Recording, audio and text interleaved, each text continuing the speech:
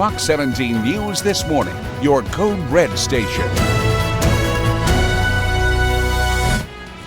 Now on Fox 17 News this Wednesday morning, tornadoes have dissolved, but their impact is going to last for a very long time. We have team coverage as families struggle to put their lives back together and how local governments are giving some more updates as to when power is going to be restored. And updates to new National Weather Service surveys. Other tornadoes that have been confirmed, where they were at, and what we can expect going forward when it comes to any cleanup and weather when it comes to cold. All right, a lot to get to here on your Wednesday morning. Thanks so much for starting your day with us here on Fox 17 News. I'm Jennifer Waddell. And I'm Erica Glover. We're going to get started this Wednesday morning by continuing our team coverage from different areas, including Madison, Clarksville, and Springfield. Right, so new reality unfolding for a lot of these families who, they were able to survive the tornadoes, but they've lost their homes, their businesses, and even family members. So we've got stories of rebuilding, right, coming together, neighbors stepping up to help those folks. Our team coverage this morning begins with Justin McFarland and Peyton Hughes. We're going to head to Fox 17 News' Justin McFarland first, who's live in Madison. Yeah, good morning. We're right here on Gallatin Road, and I have to admit, I was a little surprised to know that Gallatin Pike here was still closed even days after this storm has happened. Gallatin Road shut off right here at Roosevelt. You can see cars having to make the detour on the curve here at Roosevelt Avenue, so you cannot make the drive down past the Town and Country Ford near Anderson. They've got the road shut down. This is in relation to that power outage that's been going on and the damage to that substation that has caused so many problems there next to the Lowe's, and that was the focus last night in Hendersonville. As a matter of fact, here is some brand new information released from NES. They say that it was two major substations that took direct hits when that storm came rolling through on Saturday afternoon and Saturday evening. They tell us 189 power poles were broken as a result of that storm. Only 67 have been replaced so far. They understand they still have a lot of work to do, but they're thankful for the progress that they've made. The damage to the substation was due to debris coming through the station. Somewhere the tornado picked up a healthy dose of pea gravel, and the pea gravel blew through the substation, kind of like a shotgun shell. All the insulators and everything is porcelain glass. So we had there's about 150 bus support insulators in there. We had damage to a third of them. Now, there are still people without power this morning down in Hendersonville. They're hoping to have everyone who can have power to be restored by Friday. But there are things that they need you to do. We're going to talk more about that coming up here in a few minutes, and also try to get as close as we can to that blown substation that has caused all of this. That's coming up here in the next few minutes as well. For now, we're live in Madison. I'm Justin McFarland, Fox 17 News, your Code Red station. Justin, thank you so much for that update. We're also following updates over in Springfield, where debris pickup is going to begin. Community members are those stuck with piles of wreckage from their homes, the trees, and so much more. Yeah, the leaders in Springfield gave us a heads up yesterday that this would begin. So let's send it out to Fox 17 News' Peyton Hughes, joining us live in Springfield, where crews are getting started on a big task today.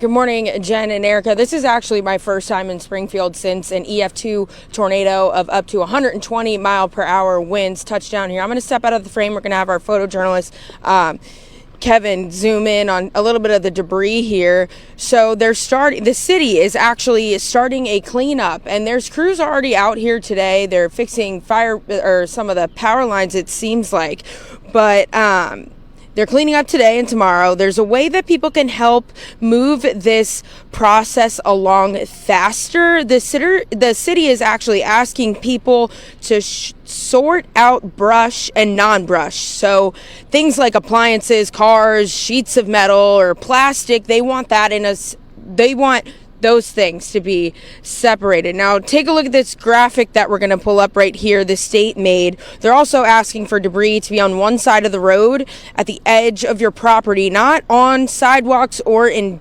ditches. They also want to remind people to protect yourself and wear goggles and make sure you're wearing the appropriate boots. You don't know what is on the ground. You can end up stepping on a nail, even sneakers. That's not going to protect you in the best way possible. And also goggles. I mean, some of the places that I was at yesterday, the debris was flying into my eye, and you just want to make sure that you're safe at all costs. For more tips, head over to our website later today. We'll have everything you need to know in order to kind of help out and make this process move faster along. Live in Springfield, I'm Peyton Muse with Fox 17 News, your Code Red station. 12:05 our time right now. Taking a look at your Code Red forecast, and we have no weather to worry about, but we have updates when it comes to the confirmed tornadoes that we have. Taking a look, we have 4 EF2 tornadoes that have been confirmed. We have the EF3 in Clarksville that we've known about since yesterday, even the day before, and one new added one in EF1. This has not been a good weekend into this week. You just saw some of the damage behind Peyton. I'm going to give you one thing you can do. It might give you a moment of clarity, because we'll have a clear sky overnight. You can look up tonight into tomorrow, the Gemini meteor shower. You could look straight up. Get away from city lights, and in some cities we just don't have lights still, which is not a good thing. But if you look up, you may see a few meteors. It might just clear your mind for a little bit here and there. We're going to look at your 7-day forecast and track you into the weekend.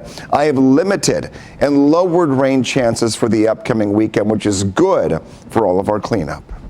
Greg, thank you so much. 4:06 is the time. Let's get a very early look at your Steer Clear traffic updates. And hey, look at this. Barely anyone out there on the highway. This is a live look at I-40 Donaldson Pike over near the airport. Typically very, very busy as the hours continue, but this area looking very good if you're heading over to the airport right now.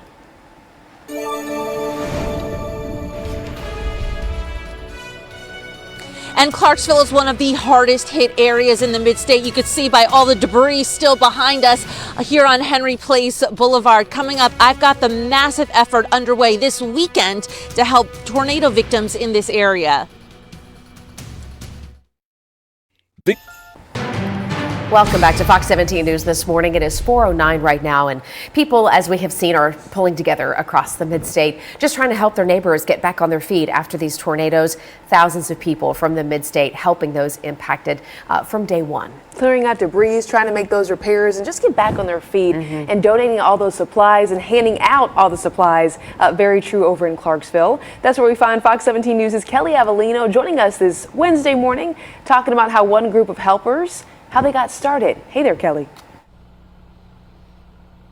Hey, good morning, guys. And you can see there's a whole lot of work still to do here in Clarksville. We're on Henry Place Boulevard, and I don't really have to tell you. You can see it for yourself. Piles and piles of debris, a lot of wood. There's furniture, all kinds of items that need to be cleaned up here. There's going to be a huge effort this weekend. I'll tell you more about that in a minute, but certainly volunteers and just regular folks who didn't even sign up anywhere, just turning out and really helping in this community for days now. One of those families is Ethan Wynn, his father, and more of their family members and friends. They decided to set up a food tent starting on Sunday, the next day, right after this tornado hit. Let's bring up the video there. Ethan Wynn is a senior at Montgomery Central High School. He and, again, his dad and their other friends and family relatives served hundreds of hot dogs and hamburgers for displaced residents, power crews, tree removal teams, and first responders, really anybody who came by for several days. They had that tent up. They also loaded up that table with food, free for the taking. Ethan said his home thankfully wasn't impacted, and he lives in Clarksville. So he said that night he and his friends started planning what they could do to help the very next morning. Listen. We're going to go out tomorrow, get some hamburgers, get some hot dogs, go out and see we can cook for some of the people out there helping. Now, here's what's also very cool. After a few hours, Ethan told me people just started showing up to the tent and delivering more food there to be handed out. Restaurants delivering food, folks donating homemade sandwiches, bottled water, even clothing and blankets. Now, the family kept that tent going for several days and is donating anything they have left over to the community. Now, there are lots of donation efforts this weekend and also efforts where you can help in person, again, clearing up some of the debris like this.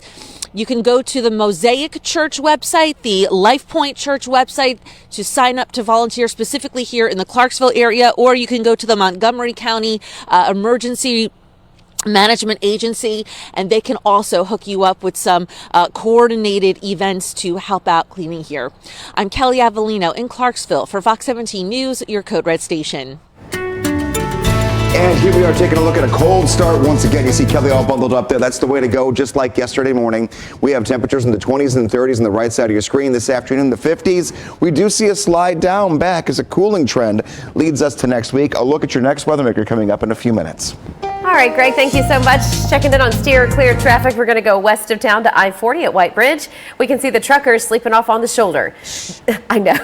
That shoulder, by the way, so this is like if you're heading toward Bellevue, that shoulder would equal almost 4 lanes of regular traffic. That's how wide it is, and that's why the truckers pull over here so they can take a quick snooze. Otherwise, no problems in steer clear traffic here to start your Wednesday morning. Coming up, the search for a man who took off from the scene of a deadly crash. And also, Ukraine's President Vladimir Zelensky continuing to ask for aid in the war against Russia. The mixed reaction, though, from Congress.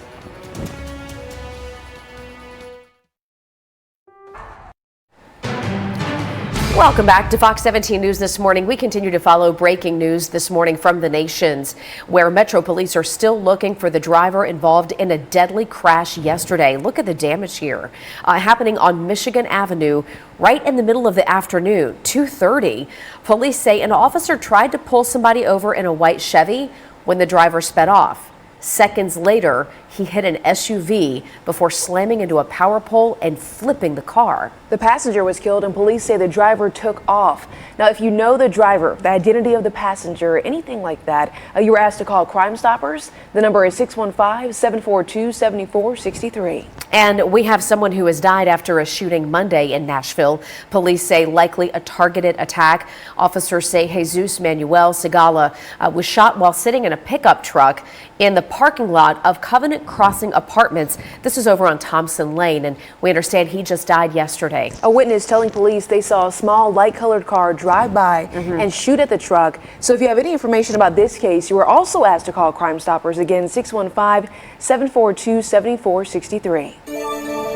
Well, happening now, Metro Nashville police are asking for your help in order to identify a man whose body was found last month in the woods near Clifton Avenue. Take a look at your screen right now because we are mapping it out for you. They tell us a contractor found the badly decomposed body back on November 16th. Yeah, officers say that man was an older white man between 5'3" and 5'8". They say he had lost all of his teeth before he died and had surgical plates and screws in his face that would have impacted his right eye and his nose.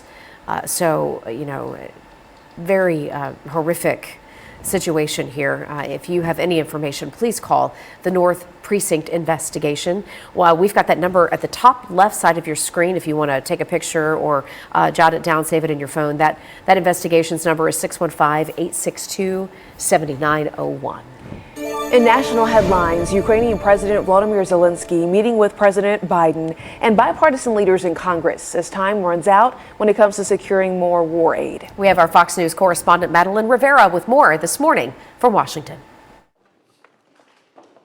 In his most important visit yet to the nation's capital, Ukrainian President Volodymyr Zelensky urged Congress not to abandon its fight against Russia, a battle he says has consequences beyond his country's borders. Thanks to Ukraine's success in defense, other European nations are safe from the Russian aggression. President Biden says that success is thanks in large part to the American people, but that support is in danger of falling apart, with Ukraine funding caught up in talks over the border. Why would you give money to Ukraine for their safety and security without first tending to our border and the safety and security of our citizens? It makes no sense. So Republicans are holding strong on this. With Congress set to leave soon for the holidays, the chances lawmakers can muscle a package through before the end of the year appear slim. Is practically impossible, even though we reach an agreement, to craft it, get it through the Senate, get it through the House before Christmas. Still, in a small sign of progress, lead negotiators from both parties, White House staff and Homeland Security Secretary Alejandro Mayorkas, gathered together on Tuesday. Those in the room called the meeting productive. The president telling Zelensky not to lose hope. A clear bipartisan majority of people across the United States and in Congress support your country. On Tuesday, the president announced $200 million in security assistance for Ukraine, but he says the U.S. is quickly reaching the end of its ability to provide more help. In Washington, Matt Rivera, Fox News. Greg, you were mentioning during the break that, well, Jen said that things are still blooming. I couldn't believe yes, allergies are still firing off. We have trees that are still turning colors in the mid-state. Isn't that wild? Oh, thanks, Greg. Just take a Kleenex. Oh my God. I got you covered. I need one too. Hey, put it right down here. We'll be okay. But you're right. We've not had that many days that have gone below freezing. So until you get multiple of those, the rest of the leaves that are there are going to be like, eh. Listen, I'll take it. I don't want a white Christmas. I know some folks are talking about that. No. Jen and I might disagree with you. No, we're not doing it. I'm over here just dreaming of a white Christmas. Watch the Hallmark Channel and call it a day. I'm going to be back home in Chicago this weekend, and I'm praying for a snowstorm. Okay, pray for it, but you better be back here next week. Oh, I'll be back here on Monday no matter what. All right. I've driven through that stuff. Don't worry about it. Back here, back home, nothing happening between now and the end of the weekend. Even our rain chances for Sunday have gone down. That is crucial for all the cleanup that we're doing from this past weekend. So thankfully, we don't have anything monumental moving in or even substantial moving in. You can get the Fox 17 Code Red weather app for free. You can scan that QR code. And if you did not get an alert to your phone last weekend and you had a tornado move into your county and you did not have that app, get it. I promise you. It's going to help you. 50s later on today, right now. Right side of your screen, we have current temperatures that are in the 20s to right near 30. We're off to another cold start, but a decent afternoon. I'll take it. Hey, 420 is your time. Let's check in now with your steer clear traffic update to get you out the door safely. I-40, Church Street, this area, no slowdowns. Not a lot of cars out there as of right now. That's certainly going to change. Just give it a little bit of time, but we'll keep tracking your traffic updates up until 9 a.m. We have continuing coverage this morning of the Covenant tragedy. School leaders now say they will not be returning to the main campus coming up in January like they had previously planned. Students and staffers moved to the Brentwood Hills Church of Christ when classes began this school year following the deadly mass shooting back in March. 6 people died, including 3 children, inside the Christian elementary school. Administrators do expect everyone, though, to return to the Covenant campus. That, they say, is going to happen in April. A win for the Preds that comes with a new record for one player. We'll talk about that, plus a look ahead for the Titans and what Coach Vrabel thinks of Will Levis's performance in Monday night's game. It was a big one. Yeah. In case you missed it. The Seeds. At Bridgestone Arena, Predators battling the Flyers into overtime and capping it off with a 3-2 victory. Way to go. Yeah, the Preds scoring twice before Philly could return the favor, ending up tied in the third period at 2 goals apiece.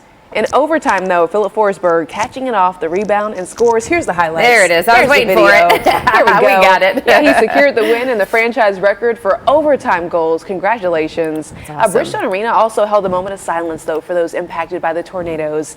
The Preds also have a new tab on their website for tornado relief. We told you about the ways they're going to be helping out. Yeah. So that's how they're doing so, along with so many other ways that they can help out as well. Yeah, they had some auction items at the game last night, so congratulations, Preds, get that win. And let's talk Titans. As we first reported Monday morning, they kind of kept you updated yesterday morning. What a huge Monday night win against the powerhouse Miami Dolphins. Coach Vrabel and many others talking about Will Levis, the rookie quarterback, right, who came in after Ryan Tannehill and really contributed big plays to the Titans' last-minute win. Well, really appreciate, his level of competitiveness. We've seen that, and through the college, process and the evaluation and, his opportunities here and, whether it's going after the fumble in Indianapolis or, scrambling and, appreciate the level of competitiveness.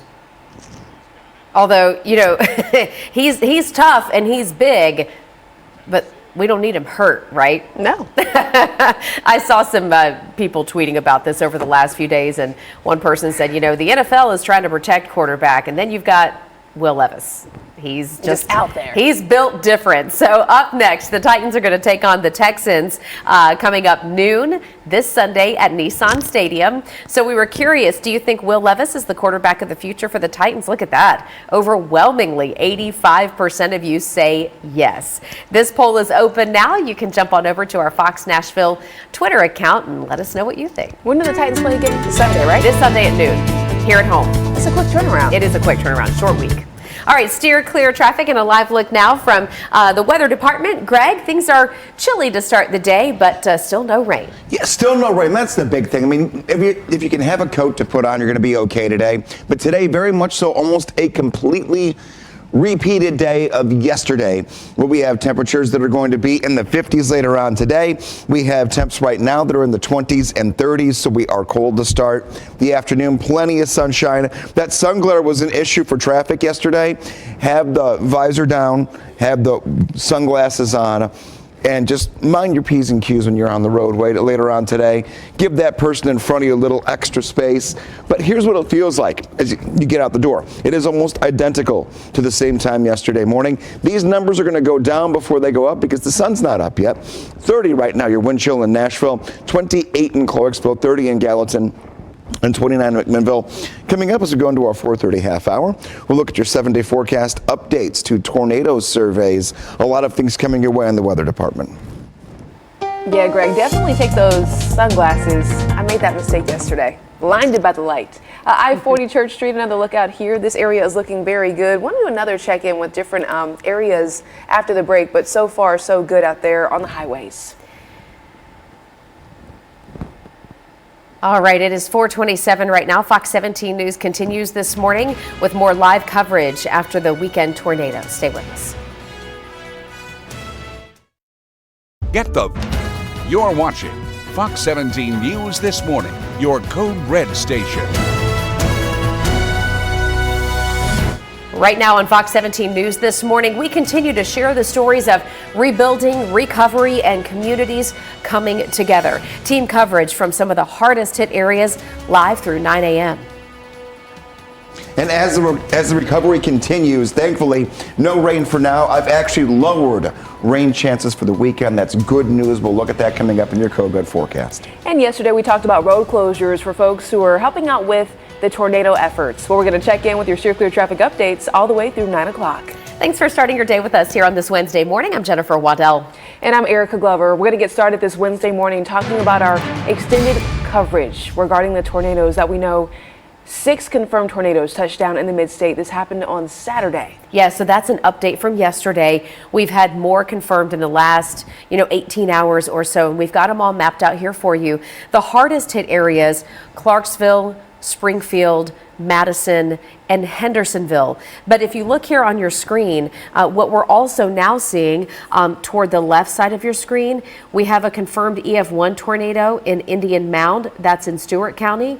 We have an EF2 in Cumberland Furnace, and then an EF2 in White Bluff. That Cumberland Furnace and White Bluff, those tornadoes both in Dickson County. We're going to check in now with Fox 17 News' Peyton Muse. She is over in Springfield with another update. The damage you can see is extensive still right behind you. Erica, that's right. And as you all mentioned before, also an EF2 tornado hit here in Springfield, Tennessee, with winds of up to 120 miles per hour. Now, the FBI is sending a warning to people to be careful and look out for certain charities and even contractors who try to avoid scams. And I'm going to go over those tips here. So, unfortunately, during times like this, there are people who attempt to take advantage. Now, here are some tips to avoid getting scammed, and this is from the FBI. Be extra careful of organizations with copycat names. So if something looks similar to a reputable organization and something that you've seen before, question that. Don't think twice about it. If you're wanting to donate and they're asking or giving you ways to donate, do not use cash. Don't give gift cards or wire transfers. Use credit cards or checks. Now, vet out contractors before hiring anyone. You can do that by checking the Better Business Bureau and checking for licensing. Those are just a little bit 2 tips that I heard from my friends that own a roofing business, Southern Roofing and Renovations. Now, another tip, you can also look at the Federal Trade Commission and dig into their records, track their records of certain organizations to kind of see how that lays out. For more information on this and other tips, head over to our website at fox17.com. Later today, we'll have an article up that lays it all out for you. Reporting in Springfield, I'm Peyton Muse with Fox 17 News, your Code Red station. Peyton, thank you. And across the mid-state, thousands of homes and businesses are still without power. It is cold, and we know that we took a direct hit to one of our substations. It's the North substation in the Madison area. So Fox 17 News' Justin McFarland is live in Madison, where one of those substations is wrecked. So Justin, what can you tell us?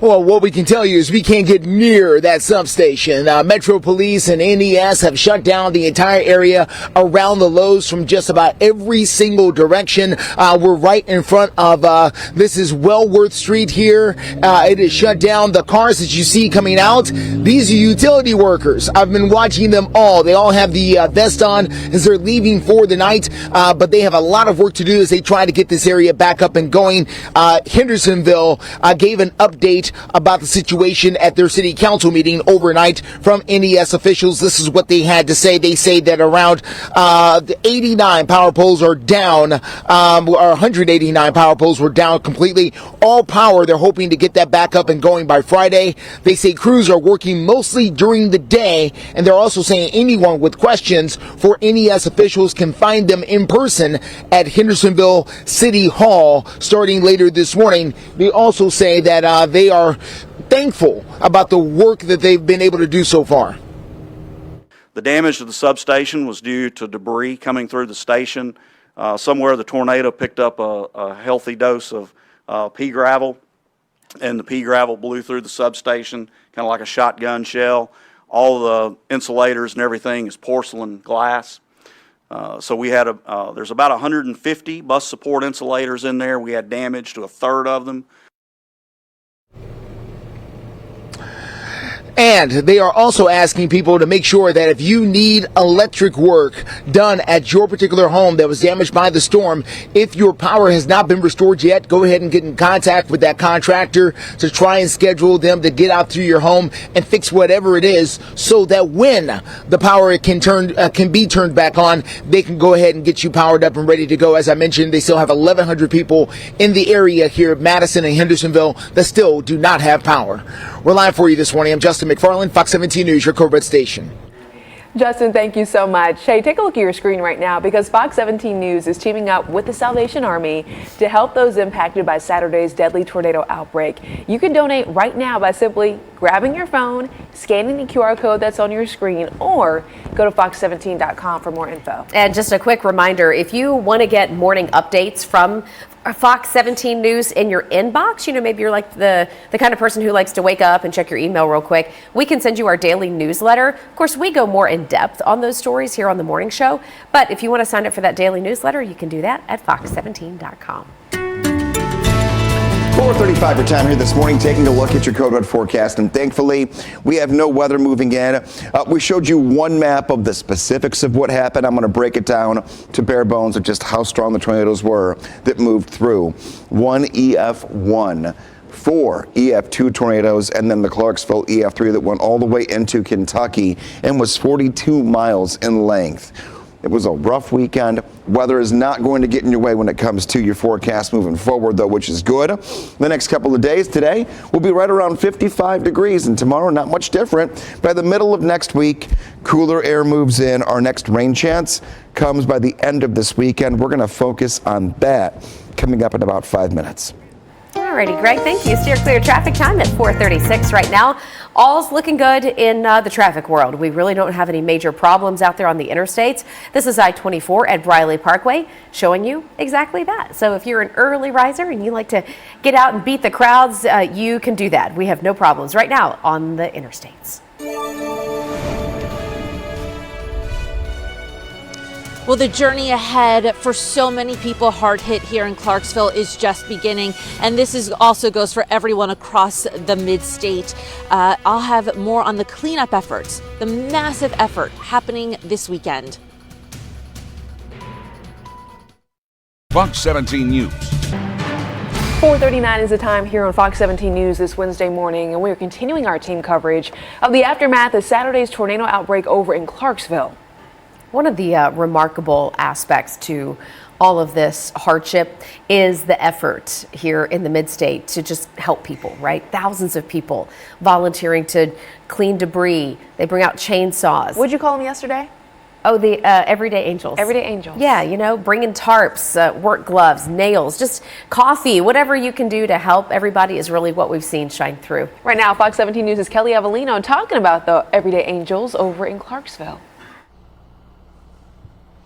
I love that. That's the first time I've heard that, Everyday Angels, and there are thousands of them here in Clarksville. And you can see why behind us, just piles and piles of debris and really other heartbreaking things that I'll show you in my next hit. We've got like a pink little baby chair and other items. It just absolutely breaks your heart. But folks have been coming out in droves to do whatever they can. I'm going to tell you about the Wynn family. Now, Saturday night, right after the tornadoes, thankfully they weren't hit, but they said we've got to help others. They started collecting food, hot dogs, hamburgers, and setting up a food tent near West Creek Middle School. Ethan Wynn is a senior at Montgomery Central High. His dad and more of their friends and family, again, rallying to make these hot dogs and hamburgers for literally anybody who came by. They also had a big spread of food for the taking. And they said they had a huge turnout, lots of displaced residents, power crews, tree removal teams, first responders. Certainly, they said they felt good helping, and it was, again, a massive turnout. We're going to go out tomorrow, get some hamburgers, get some hot dogs, you know, go out and see we can cook for some of the people out there helping. Now, Ethan says after a few hours, folks started showing up to the tent and donating food, restaurants, people with homemade sandwiches, bottled water, clothing, blankets. The family kept that effort going for several days and then donated anything left over, which wasn't much, to charity. Now, there are more big efforts in Clarksville that you can help out with this coming weekend. You can contact the Mosaic Church through their website or the Life Point Church. They have sign-up forms there, as well as the Montgomery County Emergency Management Agency, and you can sign yourself up to join a team so you'll be with others in a specific help effort. In Montgomery County, I'm Kelly Avellino for Fox 17 News, your Code Red station. Good morning. Time right now is 4:41. And Jen, you are the zen of our entire morning show, because this week you have said, you know, take time for kindness. And we just mentioned before, like, all of these quotes that you have been using are perfect for what's happening here. We got to just make sure we find ways to help out people. All I'm going to give you right now is your 7-day forecast and show you that we have no rain. We have cold nights. We have a cold morning. You just saw Kelly out there with all the winter gear on. All of our crews have it on. Make sure that you know that this morning's going to be cold. You want the sunglasses as you head out later on this afternoon. Greg, thank you. We're also going to check in now and get your traffic updates out there. This is another live look, Vietnam Veterans Boulevard, right at I-65. There are no brake checks, not a lot of folks out there right now. This area looking very good, but of course, here at Fox 17 News, we're keeping a very close eye on all the maps out there to hopefully save you some time this Wednesday. The American dream is seeming more out of reach for Americans than ever before. We're going to take the latest look this morning at inflation with our national correspondent. We'll get that for you in minutes. And also, Apple products are going to have a new security update, but activating this might require the phone to know your usual locations. Do you want that? Let's talk about it in a couple of minutes. Stay with us. Alerts empowered. Welcome back to Fox 17 News this morning. We have breaking news right now coming to us from Antioch, where one man is now accused of aggravated kidnapping involving his daughter and that little girl's mother. In fact, police say that Arian Rodriguez was visiting with his daughter and her mother at a home on Hamilton Church Road Monday when he took the child put the child in his truck, and then reportedly tased the mom. It's just a wild scenario here. Yeah. Also, police say that he put the child in the back of his truck before ultimately taking off. Rodriguez is charged with 2 counts of aggravated kidnapping and assault with a deadly weapon. He is now being held on a $100,000 bond. We'll get you more updates on that as it comes in. Right now, that tornado outbreak that the mid-state and southern Kentucky experienced over the weekend is not just difficult to experience physically, but emotionally, right? Psychologically. And when it comes to talking about catastrophes like this, it can be tough for adults, but especially for children. Oh yeah, for sure. So we're giving you some tips this morning on ways to make it a little bit easier. Take a look at your screen to get some advice here. So kids are asking, could this happen again? And they're wondering about their safe spots, things like that. So let them go ahead and share their feelings, get all of those emotions out, and then if you can, get back to a routine as quickly as possible. Routines are key for any ages. Oh, for sure. 100%. All right, let's take a look at the economy this morning. Getting some new numbers from the Labor Department just out, in fact, in the last few hours, showing the rate of consumer inflation has slowed a little bit again. So what does that mean for us? Well, our national correspondent Atra El-Nashar explains the new analysis. Slowly but surely, inflation in the U.S. is getting closer to a level economists consider normal. The yearly rate of consumer inflation fell to 3.1% in November, according to the Labor Department. Core consumer inflation, which excludes volatile food and energy prices, was unchanged at 4%. We've seen easing inflation while the job market has stayed tight. What does that mean? It means wage growth is beating price growth. The White House celebrating Americans having more buying power. But in a statement reacting to the new inflation report, President Biden said in part, quote, "Despite this progress, I know many Americans still find too many things unaffordable." A new reading of consumer sentiment from the University of Michigan shows people are starting to feel better about where inflation is headed, but their overall sentiment is still lower than it was before the pandemic. Certainly a political liability for President Biden heading into an election year with low approval ratings of his handling of the economy. A recent CBS poll asked adults about their standard of living compared to what their parents was at their age. 46% said worse, only a third said better. The fact that the cost of living continues to go up year after year, even though inflation is cooling a little bit, just means it's going to take more money to have those basic requirements in your life. According to an Investopedia analysis, the American dream, aspirational events like throwing a wedding, buying a home, having kids, retiring, costs an estimated $3.4 million over a lifetime. Compare that to Americans' average lifetime earnings of $2.3 million. Becoming a homeowner is especially difficult. With a 10% down payment and roughly 7% interest rate, it will cost almost $800,000, according to Investopedia. So if you can't own a home and have real estate and then pass that on to future generations, it's really difficult to build generational wealth in your family. An expensive reality that could put the American dream even farther out of reach for the next generation. In Washington, I'm Atra El-Nashar reporting. Atra, thank you very much. 4:48 is the time right now, and we're going to join Greg to talk a little bit more in depth about the forecast and looking at things like cold temperatures, the chance for rain that you were calling for Sunday. You've now updated that as well. I mean, I gave you a rough weekend. I didn't do it, but I was here for a rough weekend this past weekend. We all made, we're all here together. The rain chance. It's going to be very hit and miss Sunday now. Okay, which is, I guess, good news for the Titans game. Question. Tagging me in? Okay, what's up? A meteor shower. Oh. Wednesday. The Geminid meteor shower is going to be tonight and tomorrow. Geminid. I can't say that. So Geminid. Geminid? Think Gemini. Think Gemini with the D at the end. Geminid. I'll try again later. You can do it. Okay. We've got 4 more hours to figure this out, so we got plenty of time. There's nothing happening in the weather world. And you both mentioned, kids knowing where their safe spot is at. Also, parents, I want you to listen up too, because you're the ones that can teach the kids where their safe spaces are to go and the safe spots for tornadoes. So we know that basements are going to always be the best. I grew up, I didn't have a basement. Right now, nothing's happening out there, so we can just talk a little bit about everything that's going down. Right now, we are very cold. We have temperatures that feel like they're in the 20s and 30s. Basement, if you don't have one, interior room, bathroom, bedroom, or closet that has no windows. Those are the best places you can go. Your 7-day forecast coming your way as we go into the 5 o'clock hour.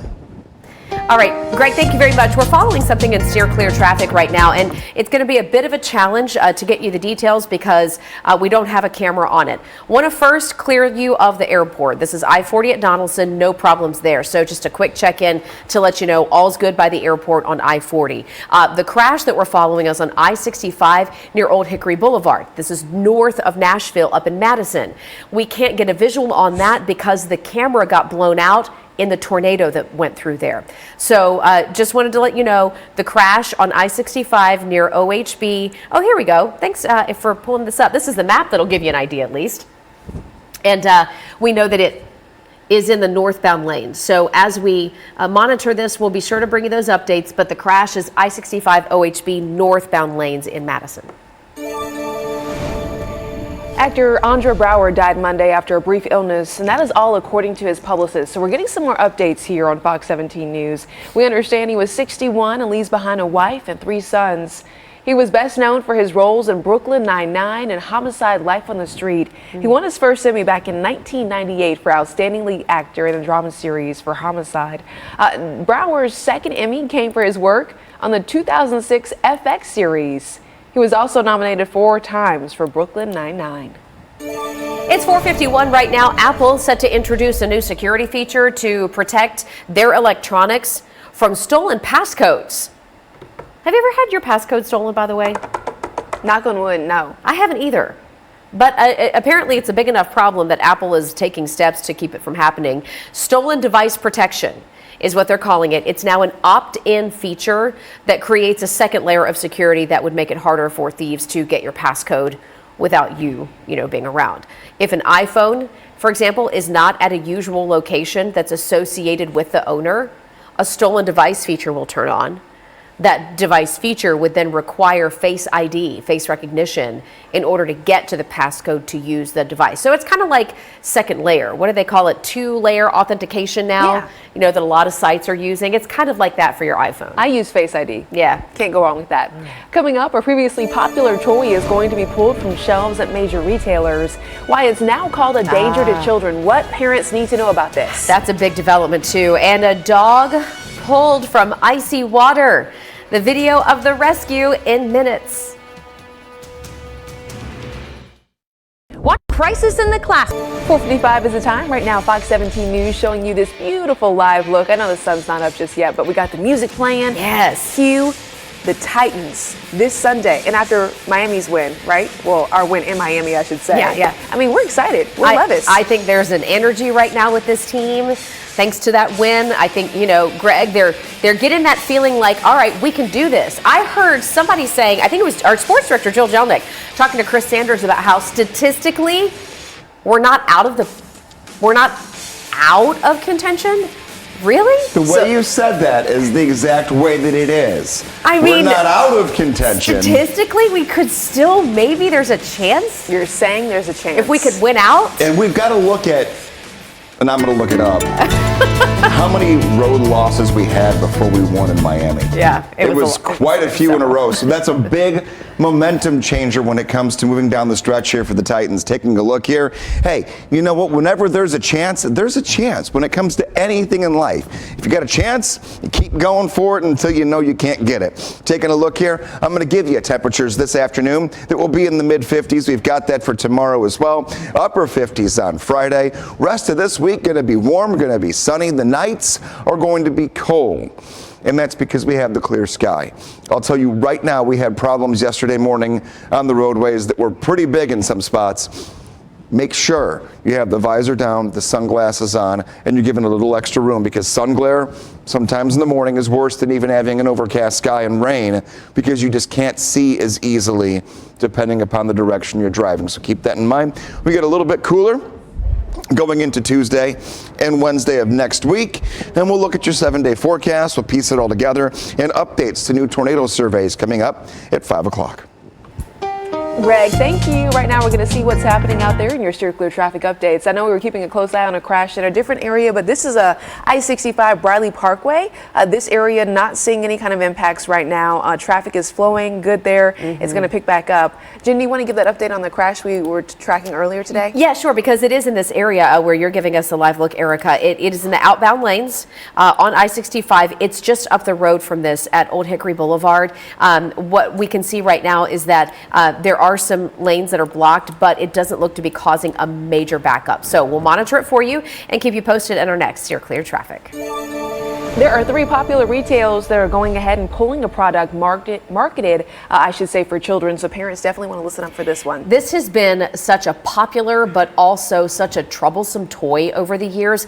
They're the water beads. I can remember when our daughter was little, we bought a foot spa. It's like a kiddie foot spa, right? And it comes with these teeny little plastic pellets that you soak in water. And when you soak them in water, they get big like this. And they're kind of like a jelly feel almost. A lot of florists use these to put in flower arrangements as well, but they have been incredibly dangerous for children. Amazon, Target, and Walmart have now all stopped selling any kind of toys that have water beads in them. We had lawmakers and public health officials calling for an all-out ban on these toys. Yeah, so the water beads, as you mentioned, are the tiny balls on your screen. They're extremely absorbent, which is why they can get so big like that, right? When exposed to liquid, though, they can also expand to 100 times their initial size and weight. And according to the Consumer Product Safety Commission, it's just not always safe. For that reason, experts say the beads are a big health risk for children if ingested. So if you want some more updates about this, go to fox17.com, and parents, just be careful. Firefighters have a job and they work on it quickly here. This is coming to us this morning from Duluth, Minnesota.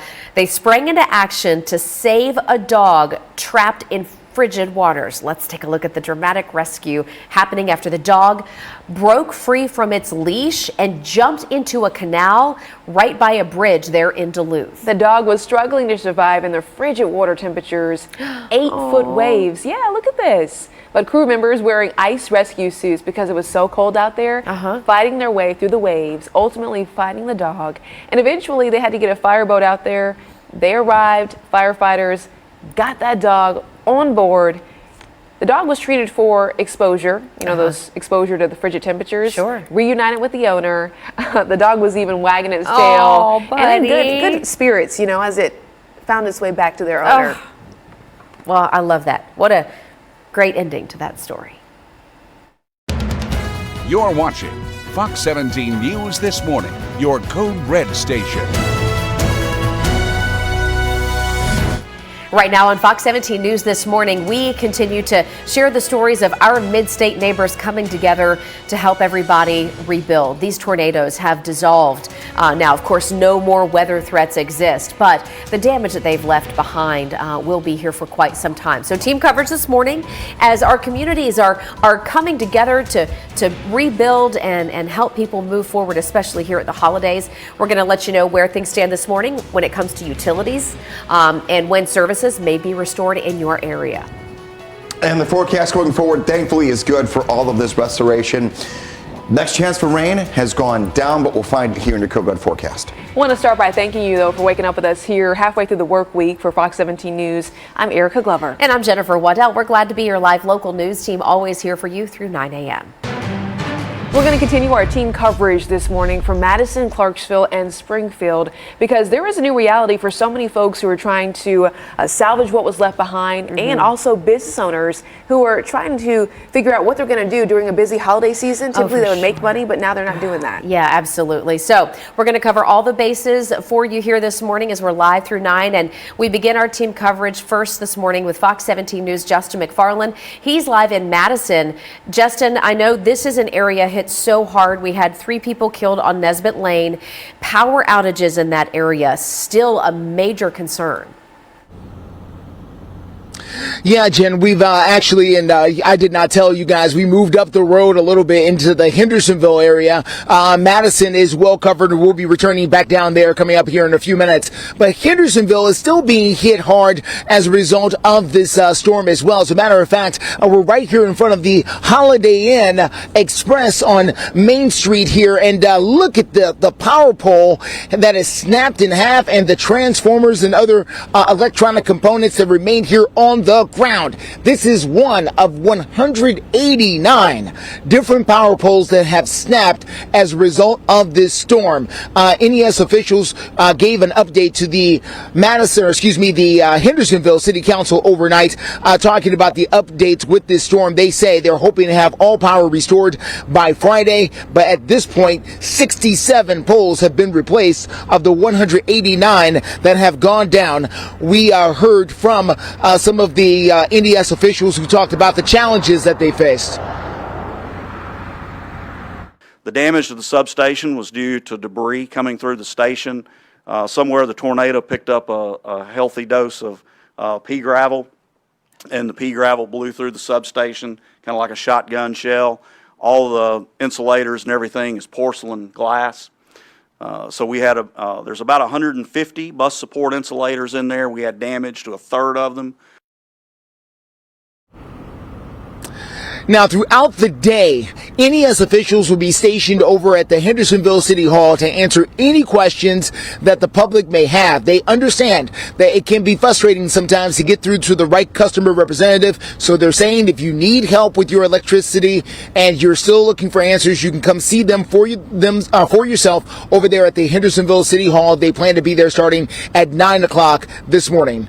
We're live for you in Hendersonville. I'm Justin McFarland, Fox 17 News, your Code Red station. Justin, thank you. Wow, seeing that power pole just knocked on over, incredible. So in Springfield, debris pickup is finally going to begin. We talked to leaders there yesterday telling us about this process. Yeah, they were giving everybody the heads up to say, hey, if you're in the Springfield area and you have debris, telling you how to get it out toward the street so that they can come by and pick it up to help clear things out. We're going to send it out to Fox 17 News' Peyton Muse. Right now, she's live in Springfield.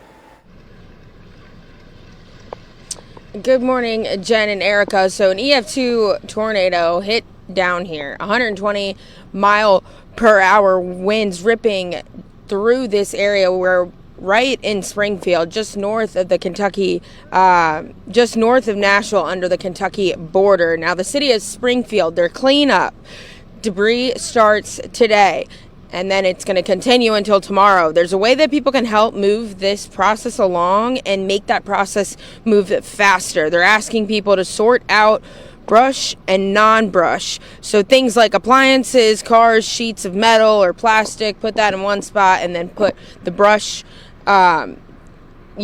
pieces of debris in another section. And they're asking for debris to be on one side of the road, not don't put it at the edge of, or put it on sidewalks or in ditches. They're asking you to put it at the edge of your property, and they're really asking for people, or reminding people to protect themselves. Wear goggles, wear the appropriate boots, put on gloves, because you never know what you're going to be stepping on. The boots especially, because if you're stepping around trying to pick things up, there could be a nail, there could be something that could end up coming through your shoe.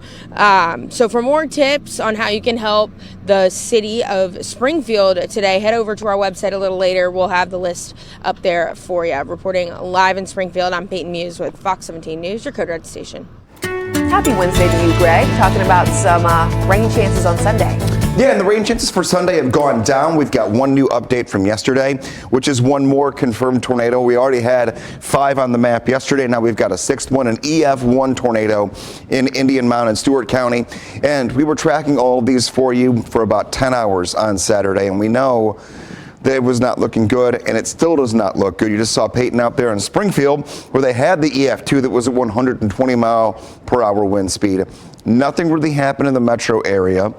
Everything was north and going toward and into Kentucky. Right now, same story. Nothing happening here back home, but we're still cold. I think yesterday morning, we had wind chill temperatures that were in the 20s and low 30s at this time, and they dropped into the teens. It's a very similar story for this morning. It feels like 31, excuse me, right now in the Nashville area.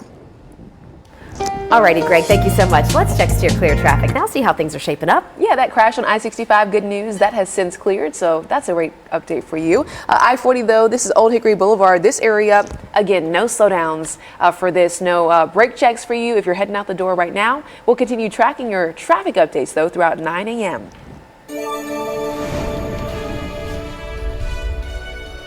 We're here in Clarksville, and the road ahead for folks hit by the tornado here is a very long one. There is a massive effort this weekend for volunteers on the ground. I'll tell you more about it coming up. Track storms, download. Welcome back to Fox 17 News this morning. It is 5:09, and part of our coverage after the deadly tornadoes from the weekend is now shifting into recovery and rebuilding, and really showcasing the stories of everyday people who are coming together to help make that happen. Fox 17 News' Kelly Alvalino is joining us live this morning. She's talking about the folks who are trying to get back on their feet and how you can get involved. Hey there, Kelly.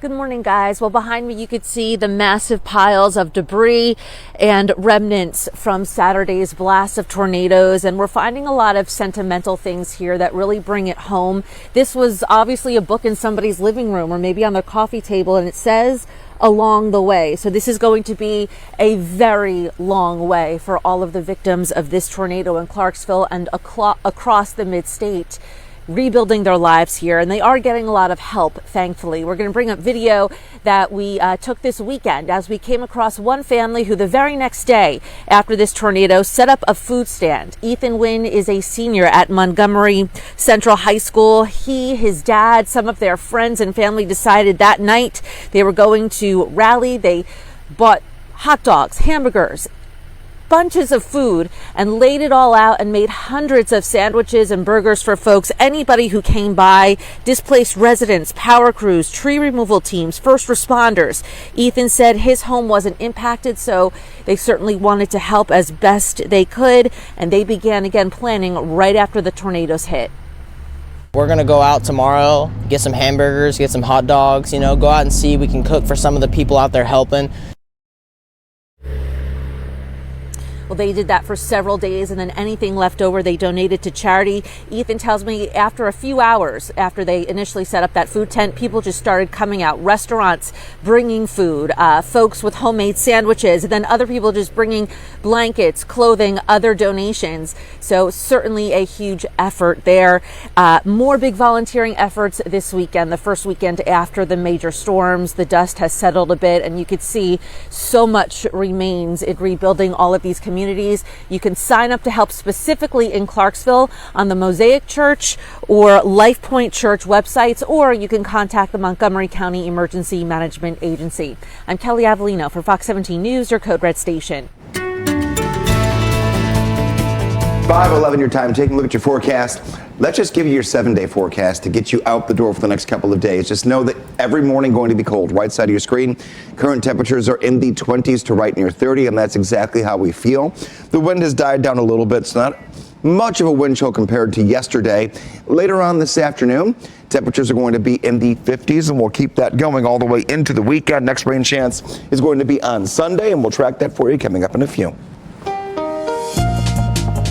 Steer clear traffic now. Let's see what's happening, Erica, over on I-65. I-65, Long Hollow Pike. We are showing you a good look here on your screen because there are no slowdowns, no crashes. Traffic is flowing as it should be. Yeah. You can say on this Wednesday morning. Still to come here on Fox 17 News this morning, the search for a man who left the scene of a deadly crash. This is breaking news we first started for you yesterday, continuing coverage this morning. And Ukraine's President Vladimir Zelensky continuing to ask for aid in the war against Russia. The mixed reaction, though, from Congress as time runs out. Stay with us. Happy Wednesday.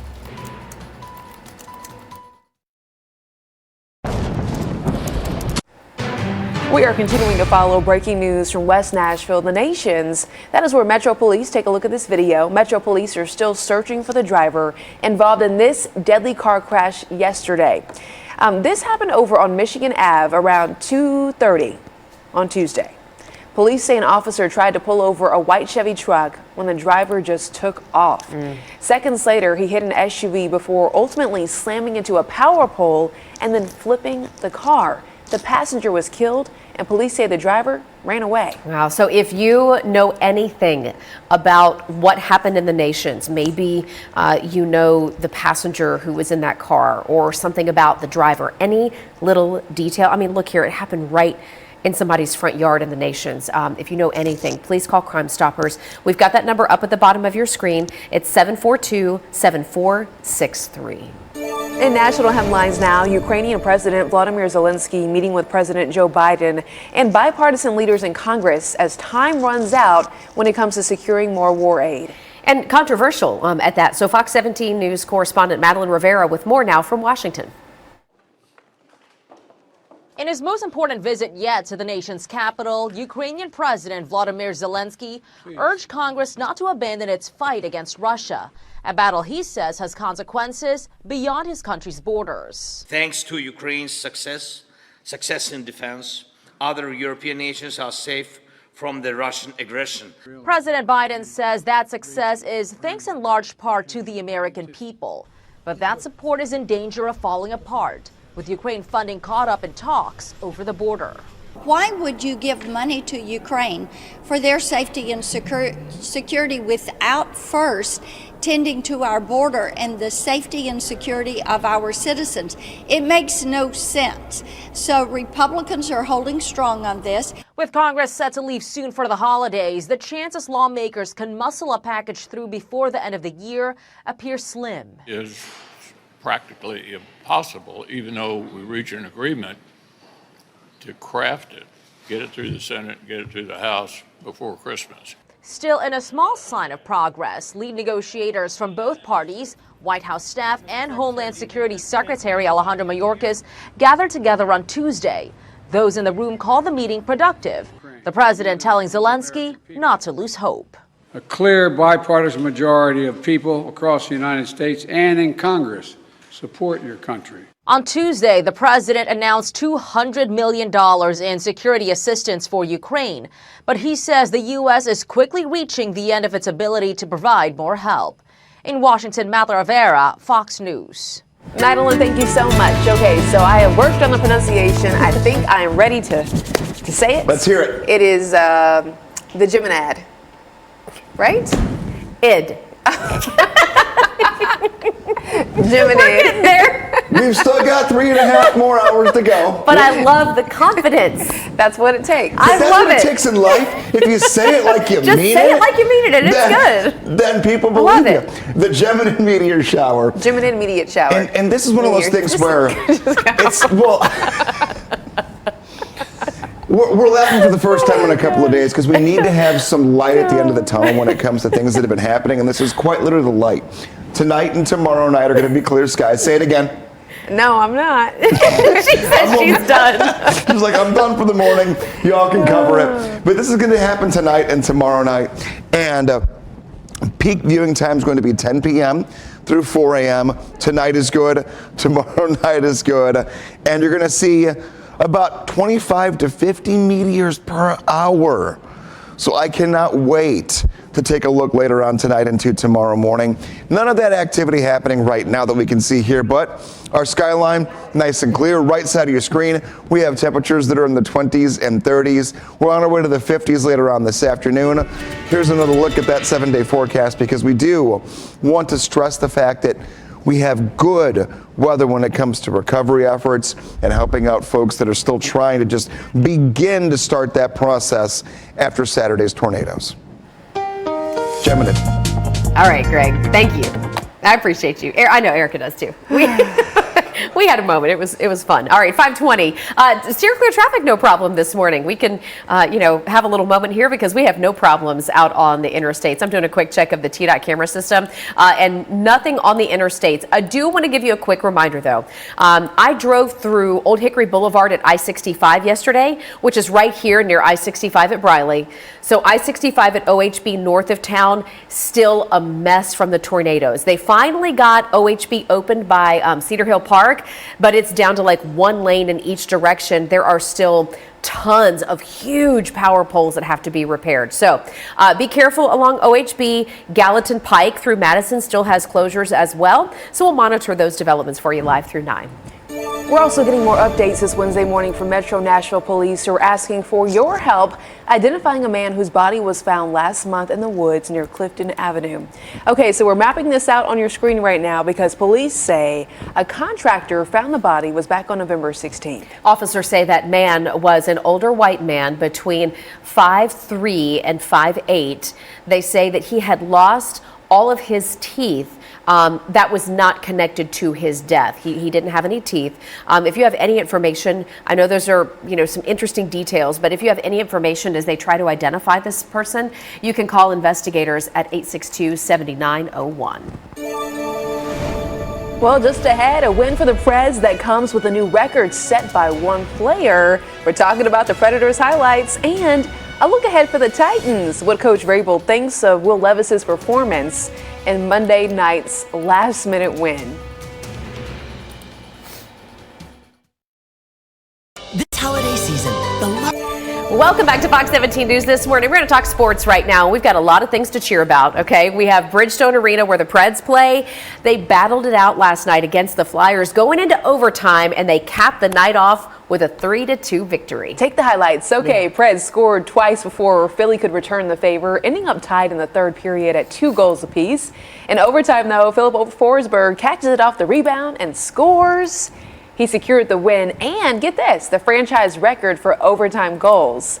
Bridgestone Arena holding a moment of silence, though, for those impacted by the tornadoes. The Preds also have a new tab up on their website for tornado relief and ways that you can help. We have that info on fox17.com. Love that. Finding any way we can to step up and do something good. Right now, let's talk about the Titans. Speaking of doing something good, boy, did they pull one out of the hat Monday night against the Dolphins. It was an incredible win at the last couple of minutes.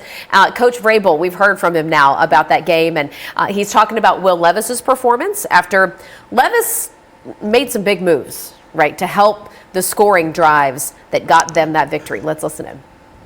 Well, really appreciate, his level of competitiveness. We've seen that, through the college, process and the evaluation and, his opportunities here and, whether it's going after the fumble in Indianapolis or, scrambling and, appreciate the level of competitiveness. How is Coach so chill there still? Great question. The rest of us are like, woo! Yeah. All right, well, listen. The Titans play again on Sunday. It's going to be a noon game over at Nissan Stadium against the Texans. Yep, looking forward to that, and we want to know what you think when it comes to Will Levis. Do you think he's the quarterback of the future for the Titans? A lot of people do. 85, almost 86% of you say yes. This is a live Fox Nashville Twitter poll happening right now. You can jump on over to twitter.com and let us know what you think. What do you think, Jen? Is Will Levis the future for the Titans? Well, I think he has an energy and a competitive spirit that is unmatched, right? I mean, he's young. He's got that, almost like crazy kind of a vibe about him. All right. Time will tell. Which I think is at least an energy that the team could use. Exactly. Yeah. Just that positive force that comes out of him is helpful. Whether or not it's longevity, at least in the current time we've got it. We've got it. Yeah. There you go. I mean, let's harness it, I think. Let's harness it and think in the now. Take a look here. Bus stop forecast. Kids getting out the door here today. Nothing to worry about weather-wise. Just still cold, just like yesterday. We have temperatures that are in the upper 20s and low 30s. Will be that way all the way throughout this morning. So cold winter coats again. And we're going to be mainly sunny going in toward the afternoon. Highs will be in the middle 50s. We'll talk about differences in rain chances from yesterday morning to this morning for the upcoming weekend. Yeah, it's chilly out there. 526 though, checking into those traffic updates for you. They got some more sleeping trucks out there. What Justin always says, shh, one is starting to pull off. So this is a live look, I-40 White Bridge Road. Besides the sleeping trucks out there, this area is looking good. There are no crashes or slowdowns to tell you about. More traffic updates to come though. And as Fox 17 News is your live local news source through 9 a.m., we're going to get you covered on all the big stories of the day, plus your weather and traffic updates. Our team coverage after the tornado damage continues in minutes. Still working on your Christmas list? You're watching Fox 17 News This Morning, your Code Red station.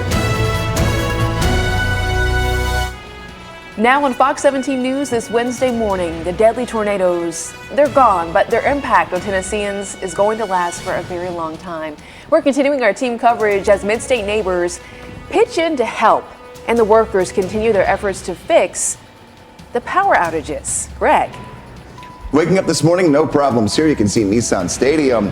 We've got a Titans game here coming up this weekend. We'll look at that forecast and talk about the next chance for rain that could potentially impact that game. All right, getting to a lot of new headlines here for you on this Wednesday morning, and thank you for joining us for Fox 17 News. I'm Jennifer Waddell. And I'm Erica Glover. We're starting our Wednesday morning talking about our team coverage when it comes to Saturday's tornadoes. Take a look at this map because we now know that 6 confirmed tornadoes touched down in the mid-state.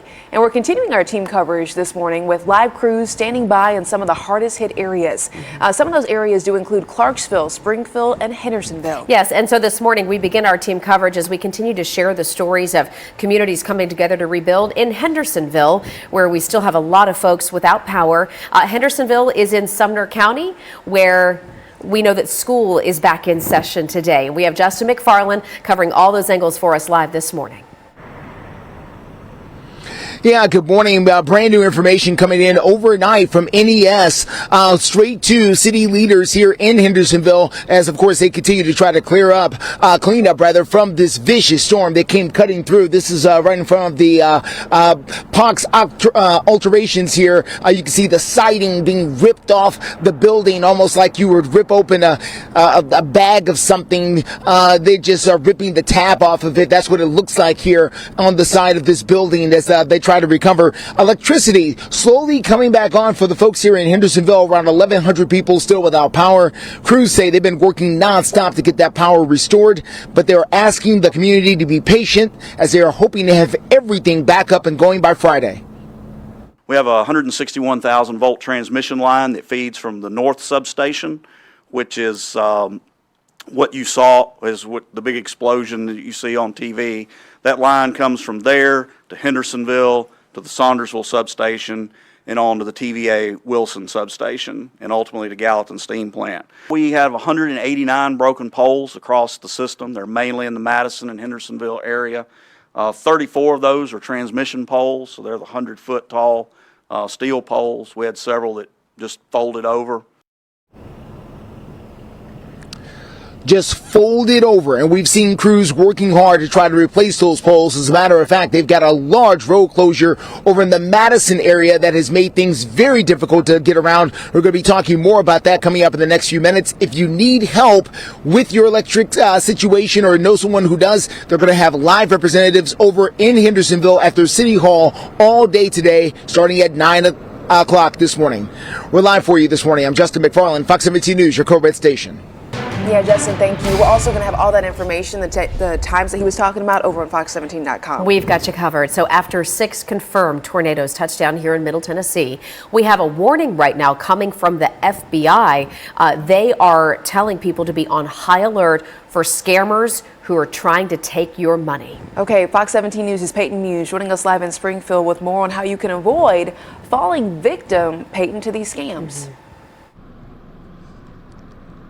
That's right, Erica and Jen. So after we know that we got hit here in Springfield from an EF2 tornado, 120 mile per hour winds, the FBI wants people to be on the lookout so that way they don't get scammed. I'm going to go over some of those tips right now. So unfortunately, during times like this, there are people who attempt to take advantage. The FBI is warning people to be on the lookout for contractors and charities. Here are some tips to avoid getting scammed.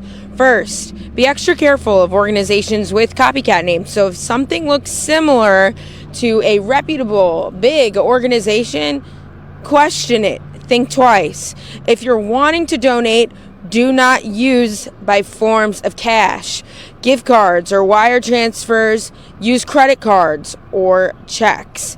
Now, vet out contractors before hiring anyone and check the Better Business Bureau also, and then check and make sure that these contractors have licensing.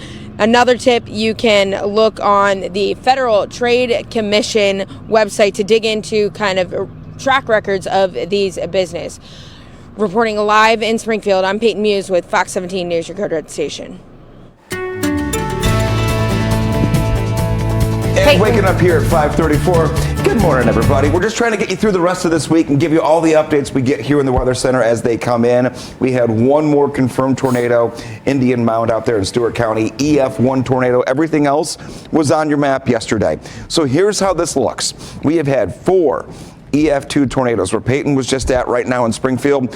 That was a strong tornado that moved in, and we have seen visuals from that area that are just not good. I mean, there are buildings just are not standing anymore, and everyone needs help. We're going to give you more ways to help out throughout this morning. Justin was mentioning the power that's still out in so many areas, and then we've been also mentioning the loss of life in Clarksville in the Madison area. The good news going forward, at least as far as the weather is concerned, is nothing else is going to happen for the next 7 days. We're going to have sunshine later on this afternoon. The right side of your screen, we have 20s and 30s to kick off the morning.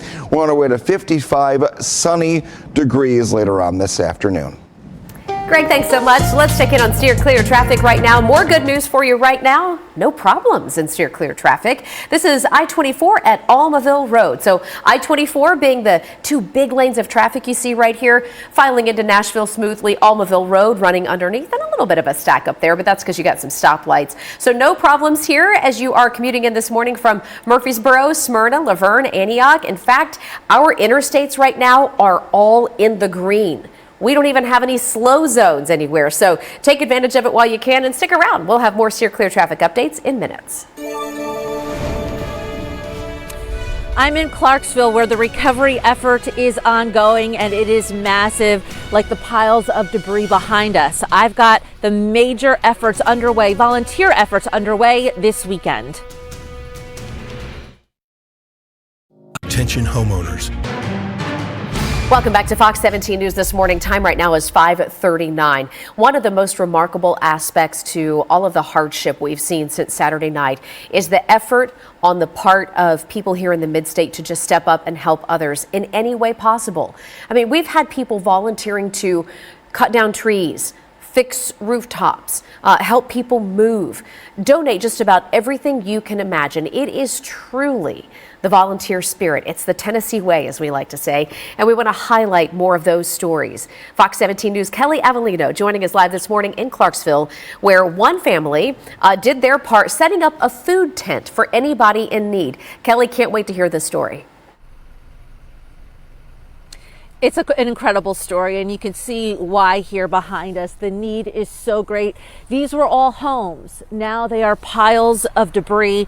I've got a sign here. We're finding a lot of sentimental items out here. It says, "May your home be a place where friends meet." Well, I can tell you there's a whole lot of friends that people have never met coming out to help them. And one of those friends, one of those families is the Wynn family.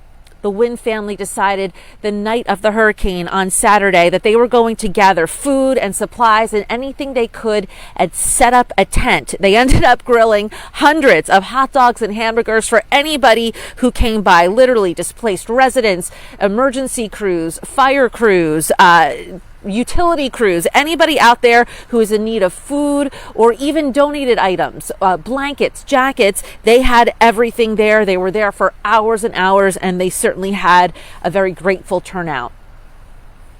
We've had so many people come out here for food. Like, we've probably fed over 300 people if I had to guess. But a lot of it hasn't even been from us. It's just been from just kind people donating, like, food that they've bought, food that they've prepared. And there's a lot of other volunteer efforts happening this weekend. If you're interested, safety in numbers, and you'll get a lot of direction on where that help is needed most, you can head on over to the Life Point Church or Mosaic Church websites and sign up through there. You can also contact the Montgomery County Emergency Management Agency. In Clarksville, I'm Kelly Avellino for Fox 17 News, your Code Red station. Kelly, thank you so much for sharing those stories. It's 5:41 right now, and we want to make sure we get you updated on how the weather is shaping up for the rest of your work week. Feels very cold right now, Greg. Yeah. Even though it does feel this cold, it looks to me a little bit warmer than yesterday. About 5-6 degrees better. Okay. Which, I mean, every degree goes a long way when you're talking 20s into the 30s. Yeah. It's not comfortable, but there'll be a little less frost on windshields this morning, but still cold. Still winter coats. You can see, I don't typically show temperature maps in the morning, but when it's this cold consistently, and we have just had a big weather outbreak, and we're trying to do all of the things to help everyone out, you got to see what's going on. 30 degrees right now is how it feels in Nashville, 27 in Clarksville and Gallatin. How do you stay safe? How do you make sure that you know what's coming your way? You scan that QR code right there. If you do not have this on your phone and you were a little bit worried, scared, or went through this past weekend, this is the time to do it. Scan the QR code, get the Fox 17 Code Red Weather app. Yeah, and Greg, you know, one of the things that we talk about in our Code Red weather alerts is we want you to be prepared and not scared. You know, and one of the best ways to do that is just to know what your plan is going to be. So we'll continue talking about that. Right now, though, let's take a live look and steer clear traffic. I love the way this camera shows us traffic actually flowing at I-65 and I-24. This is unusual, right? This is one of our known trouble spots. This is heading into Nashville. All those brake lights you see, those are people coming from north of town heading in toward Trinity Lane and downtown Nashville. So looking great right here on your morning commute. And that's the same story around the mid-state. We've got no problems to report right now. A stressful time for so many families, but little things can make a difference. We'll be sharing those stories in moments, plus how to talk to the kids about these traumatic types of events. Lowe's knows you need to save. Welcome back to Fox 17 News this morning. Right now, we're taking a look at the damage in Dickson County. I know a lot of our coverage has been focused on Clarksville, Hendersonville, Madison, Springfield, but we certainly have a lot of significant damage there in Dickson. Yeah, an EF2 tornado ripping through the White Bluff area, packing winds of 125 miles per hour. And you can see it here, bringing down those trees, those power lines. The National Weather Service does say the twister was 500 yards wide. So if you put that in kind of sports perspective, right? It's about 5 football fields. Wow.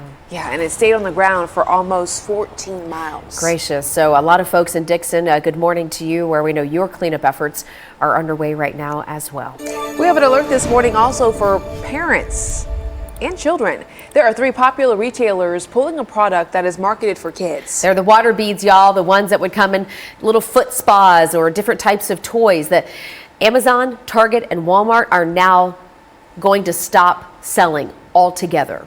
We had lawmakers, we had public health officials calling for an all-out ban on these water beads.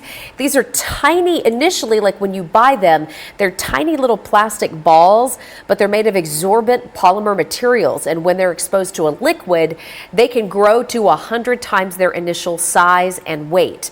That is a problem because children had been swallowing them, either accidentally or intentionally, and when you swallow them, they then grow inside of you. Very dangerous. And can cause blockages. Okay. Absolutely dangerous. Yep. So again, all those retailers now not selling them anymore. We know folks are trying to get involved and help out when it comes to tornado victims. So the shirt that we're showing you on your screen, it's more than just a t-shirt there. Yeah. 615, they have sold shirts in the past. This is a Nashville strong design, okay? 100% of the proceeds, they say, the profits, I should say, are going to go to hospitality workers impacted by Saturday's tornado outbreak. Interesting. Project 615 has done this several times after different local tragedies. If you want to learn more about it, you can head to our website, fox17.com. So many volunteers are going to be out today, Greg's, continuing to help clean up some of that debris. So is the weather going to be a little bit warmer? Yesterday's sunshine really did help with that. Yeah, the morning a couple degrees warmer, the afternoon almost the exact same as yesterday. But we'll take that. We'll take the sun, we'll take the 50s, and we'll roll with that through the afternoon, and that's how we've the rest of this week. And today's National Cocoa Day, so maybe get some hot chocolate from somewhere. And if you see any people that are helping out this morning when it's cold out there, give them a warm cup of hot chocolate. Might be a good way to go for it here. Taking a look downtown, everything on Lower Broadway, still going through the construction method that we've been using here for the last couple of weeks, and if not months. Your breakfast forecast shows you exactly how cold we're going to be. 31 degrees at 6 o'clock. We'll be at 35 at 8 a.m., 39 degrees at 9. Not much of a breeze here this morning, which is good. We had some wind yesterday, so our wind chill put us into the teens. This morning we feel like we're in the upper 20s to low 30s, so it does feel a little bit better. I'm going to continue to stress this. We've had a lot of stories and a lot of talk about tornado sirens, and that is your way to get your warning, and maybe you were conditioned that way. I mean, they've been going off since 1970 when I was a kid. That's how I got my warnings a lot of the time. Now you can use the Fox 17 Code Red Weather app. Maybe that siren doesn't go off in time because it's not connected to the initial warnings.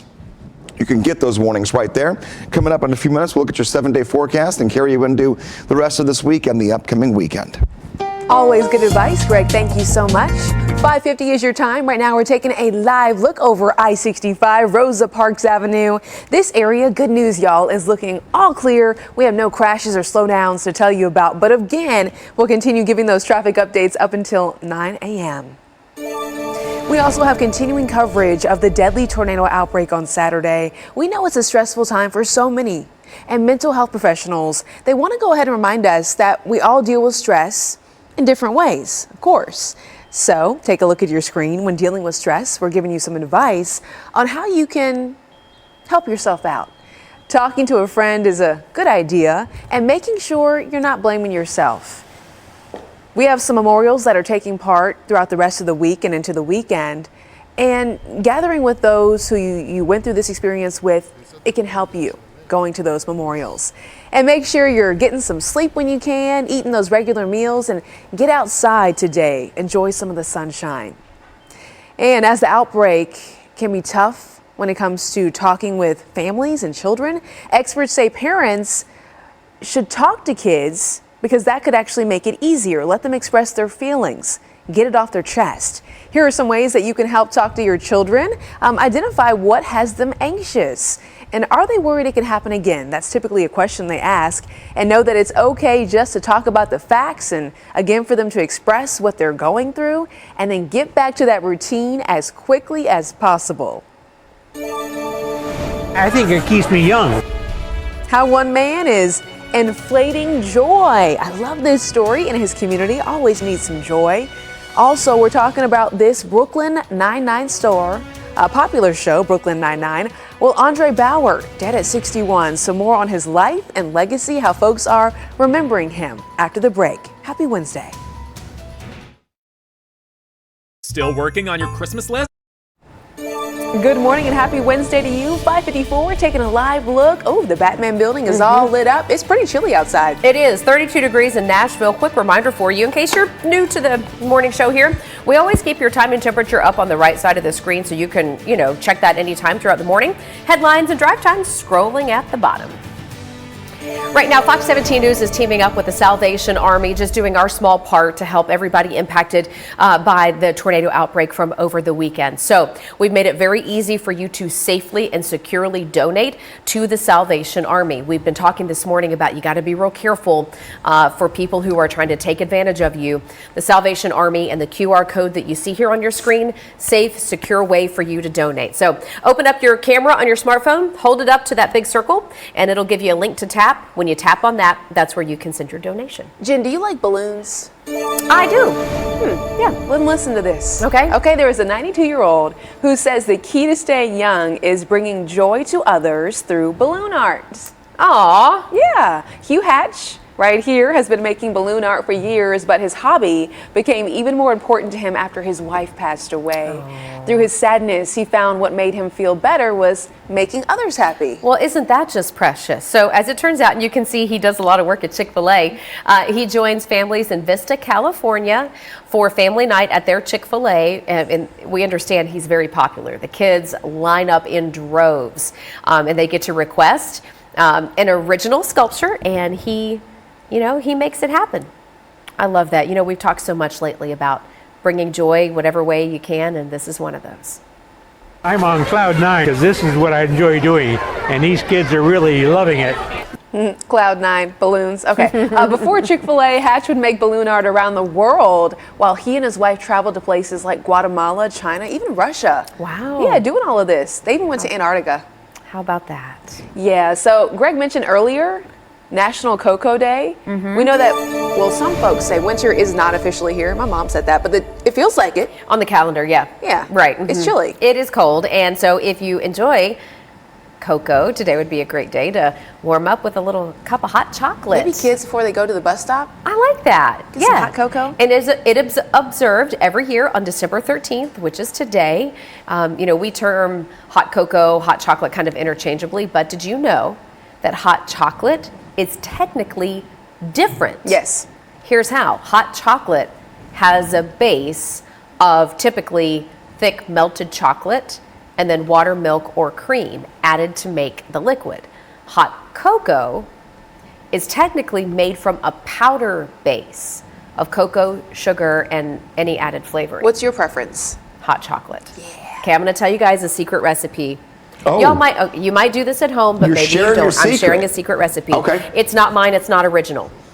A friend of mine years ago when we first moved to Middle Tennessee had us over to their house on a snow day. So we were out playing with kids and we go in their kitchen and she's making hot chocolate. And I said, "What are you doing?" I said, "Oh, that's cool. You pour the powder in the milk on the stove and heat it up." And she said, "No, honey." She said, "This is not powdered." Oh. And I said, "Well, what are you doing?" She took 3 Musketeers candy bars. Wait, what with the marshmallow in the middle? And melted the 3 Musketeers candy bars in the milk to make the hot chocolate. It was hands down the best hot chocolate I've ever had. So, Renee, if you're watching this morning, thank you. Oh, Renee. Thank you, Renee. Renee, can I come over for a snow day? It was so good. Something, I don't know what it is about that 3 Musketeer, but Greg, like you said, that little maybe marshmallowy stuff in the middle. There's 3 Musketeers that are in the break room. I don't have any milk that we can heat up, though. That should be a crock pot morning thing. We should do that in the crock pot one morning. What do you think? Text my mom to come on over here. Tell her to bring Ryman while she's at it. Just bring by a gallon of milk and we'll be good to go. Bring chocolate and the baby and everybody will be happy. There you go. Wouldn't that be perfect? And just bring in all the dogs too. Why can't we have all the good things here? We need all the good things right now. After how long the last couple of days have been for so many folks. Many schools are still out until the beginning of the brand new year, but those that are in session, temperatures are going to be in the 30s here throughout the morning. Winter coats, just like yesterday morning. I'm going to get me a 3 Musketeers bar. We're still talking about it here. Yeah, we're still talking about it. It's 5:59. We're checking in with your Steer Clear traffic updates. Want to save you some time because traffic is picking back up as expected. I-24 at Harding Place. You can see the cars out there, but no crashes, no vehicles pulled over on the shoulders. All clear for I-24 at Harding Place. Right now, at close to 6 o'clock, actor Andre Bauer has died. Bauer had roles in TV shows like Brooklyn Nine-Nine, Homicide: Life on the Street, and Men of a Certain Age. Well, he passed away this week following a brief illness. Bauer leaves behind a wife and 3 sons. He was 61 years old. You're watching Fox 17 News This Morning, your Code Red station. On Fox 17 News, tornadoes, they're gone, but the impact lasting for so many months to come, even years. We are continuing our team coverage as families work to put their lives back together and people in this community come together and volunteer to make that happen. And waking up this morning cold once again. Rain chances have gone down for the weekend with the next chance that there will be a few drops in the forecast coming up in a few minutes. All right, Greg, thanks. Good morning to you. Thanks for starting your day with us here on Fox 17 News this morning. It is Wednesday, December 13th. I'm Jennifer Waddell. Happy Hump Day. I'm Erica Glover. We are starting with our team coverage here on Fox 17 News. We have our reporters spread out in areas like Madison, Springfield, and Clarksville, giving us a full picture of the current situation on the ground for our communities as people are trying to begin that cleanup and rebuilding process. We begin this morning with Fox 17 News' Justin McFarland. Well, good morning, and I want to show you exactly what we're dealing with right now in Madison. If we can, my photographer David, swing the camera, show what people are doing. See this? These are people making the U-turn in the middle of Gallatin Road. Now, why are they making a U-turn in the middle of Gallatin Road? This is why. The road closure back here. right in the middle of one of this area's busiest roads. It's been shut down since Saturday because of that violent tornado that came through and has completely wrecked the area around the Lowe's. If you're familiar with this area of town here in Madison, everything around it, not just the Lowe's, everything around it is basically shut down here at Gallatin Road near Anderson Lane, the Town and Country Ford. All of that has been shut down here and will be shut down until they can get this completely cleared up yet again, and is forcing people to make some real interesting decisions as they try to make their way from the Madison area back over into another part of Nashville or over into East Nashville eventually. We've even seen an 18-wheeler had to make a U-turn. So there's that one problem. The other issue we're dealing with, of course, is the power being out. Still around 1,100 people without power across the region. Overnight, NES gave an update to the Hendersonville leadership there. They say they're hoping to have the power back on by Friday. They also are asking residents to do one thing for them. If you have a damaged infrastructure at your house, damaged weatherhead, damaged meter base, go ahead and be looking for that electrician to get that restored. So that last thing we want to have happen is we get power on your street and then you still got damage and we can't restore power to your home.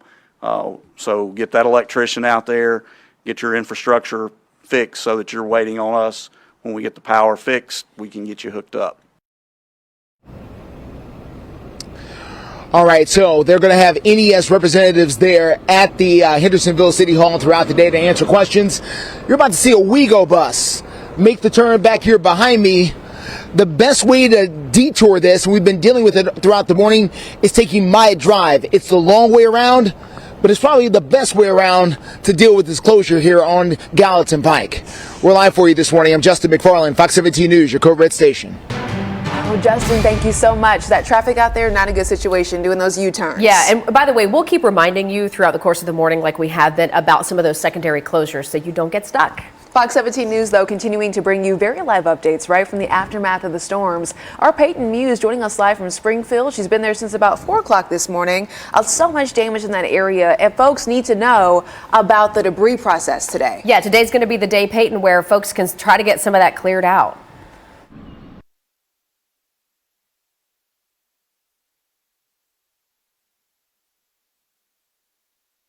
All right, looks like we're having a microphone issue there with Peyton. We'll work to get her back, but just know this, for all of our friends in Robertson County and Springfield, still a lot of damage along Memorial Boulevard, Greg, where we had that tornado touchdown. We know it was an EF2. Yes. We're talking the Kroger, Jets Pizza's gone, Valvoline Oil Change destroyed, Holman Jewelers destroyed, homes in that area with a lot of damage. You can put your debris out for pickup by the street along the curb starting today. And it has to be out right there and also divided. You want things like trees and vegetation separated from things like appliances and electronics. That way it's easier for them to pick up and to get away from that curb area. Yeah, and Peyton will be giving us more details about that here in just a couple of minutes. But let's, I've noticed that you have more official confirmation of other tornadoes. We do. We've got one more that came in yesterday. Well, we're up to 6 now that are confirmed as of right now. We had the Clarksville tornado that we knew right on, almost day of, that was an EF3, 150 mile per hour wind speeds. We had the Springfield tornado, where we have Peyton that we're going to get back to. That's where she's at right now. It was an EF2 at 120 miles per hour. And then Madison, Hendersonville, and Gallatin at 120 miles per hour. You get down toward White Bluff, you get out toward Cumberland Furnace. Both of those were EF2s as well. I mean, that's a strong tornado compared to the little spin-ups that we see a lot of the time. And then the newest one, Indian Mound and Stewart County, an EF1. As this system started to get stronger, it moved in and then produced these bigger tornadoes that moved through the area. All righty, Greg, steer clear traffic time right now. Good news here in steer clear traffic, still no major problems out there on the interstates. This is I-24 at Harding Place, moving along just fine. A reminder, I mentioned just a moment ago, we will keep telling you about the secondary closures, especially in the Madison area. Still some issues along Old Hickory Boulevard, Graycroft, and Gallatin Pike, where we have closure. So heads up there. I'm also starting to see a couple of things pop up. One near Jolton, the other down near Berry Hill. We'll get to those next and steer clear traffic. We are right now, though, going to go back out to Fox 17 News' Peyton Muse, who is live over in Springfield. I believe her mic is working, and we're talking about the debris, the cleanup process out there this morning. We're back. To our viewers, sorry about that. Technical difficulties, it's a part of the job that we do sometimes, unfortunately. Now, I am in Springfield, 120 mile per hour winds, an EF2 tornado struck this area. Now, the city is asking for people to take some necessary steps and guidelines when it comes to debris. There's a cleanup today, and it's going to continue until tomorrow. So there's a way that people can help move this process along. That's what the city of Springfield is asking for people to sort out brush and non-brush. So things like appliances, cars. I know that's a very crazy thing to think about, but these winds can pick up, tornadoes can pick up massive things like that. Sheets of metal or plastic, put that in one kind of category, and then move when it comes to the tree branches and things like that, put it into another. They're also asking for people to put the debris on one side of the road at the edge of your property, not on sidewalks or in ditches. So don't put it on your sidewalk, don't put it in ditches. Protect yourself, wear gloves, boots. Also, you want to make sure that you have the right type of boots, because you never know what you could step on and you don't want to get hurt. And also wear goggles. I actually, when I was on the grounds this weekend, there's debris flying in my eyes, and I was like, man, maybe I should put on some glasses, even though I don't always wear them sometimes, but it definitely would have helped. So for more tips, you can head over to our website at fox17.com. We'll have an article up later that lists everything out for you. For now, reporting live in Springfield, I'm Peyton Muse with Fox 17 News, your Code Red station. And I am here in Clarksville, where the recovery effort is continuing, and it is ongoing, and it is ramping up for the weekend. I have how you can help out coming up. Fox 17 News, Well, the volunteer effort to help the thousands of people impacted by Saturday's tornadoes has just been incredible. And this upcoming weekend, not slowing down, it's picking back up, especially for those who want to get out there and help clean up the debris, and then just start raising some more money on the GoFundMe sites for folks. Raising money, raising awareness, and sometimes just being a shoulder for people to cry on, right? I mean, even if you can't physically help, there are other ways you can do that. Fox 17 News' Kelly Avellino joining us live in Clarksville with how we've called them our everyday angels rallying. That's right, Erica and Jen. We are here off of Henry Place Boulevard, and you could see why these were all once homes. Now they are piles of wreckage, very difficult to look at. We're finding a lot of items that really pull at your heart here. This is an inflatable child's couch, a little chair here, what's left of a playroom. It really brings it home, the level of need that has surfaced just within the last few days all across the mid-state.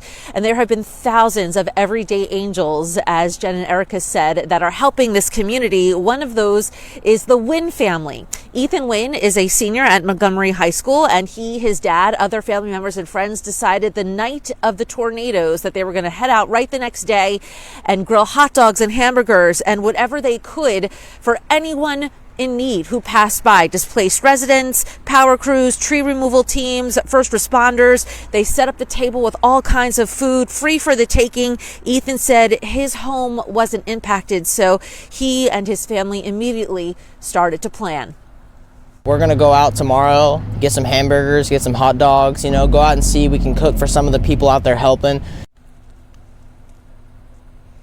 Now, Ethan says after a few hours, other people started showing up, not to get a hamburger, but to donate more food. Restaurants, folks who made homemade sandwiches, bottled water, clothing, blankets, anything in need. So they took all of those items and then donated them to charity. They had that tent running all day long on Sunday and then for several days after.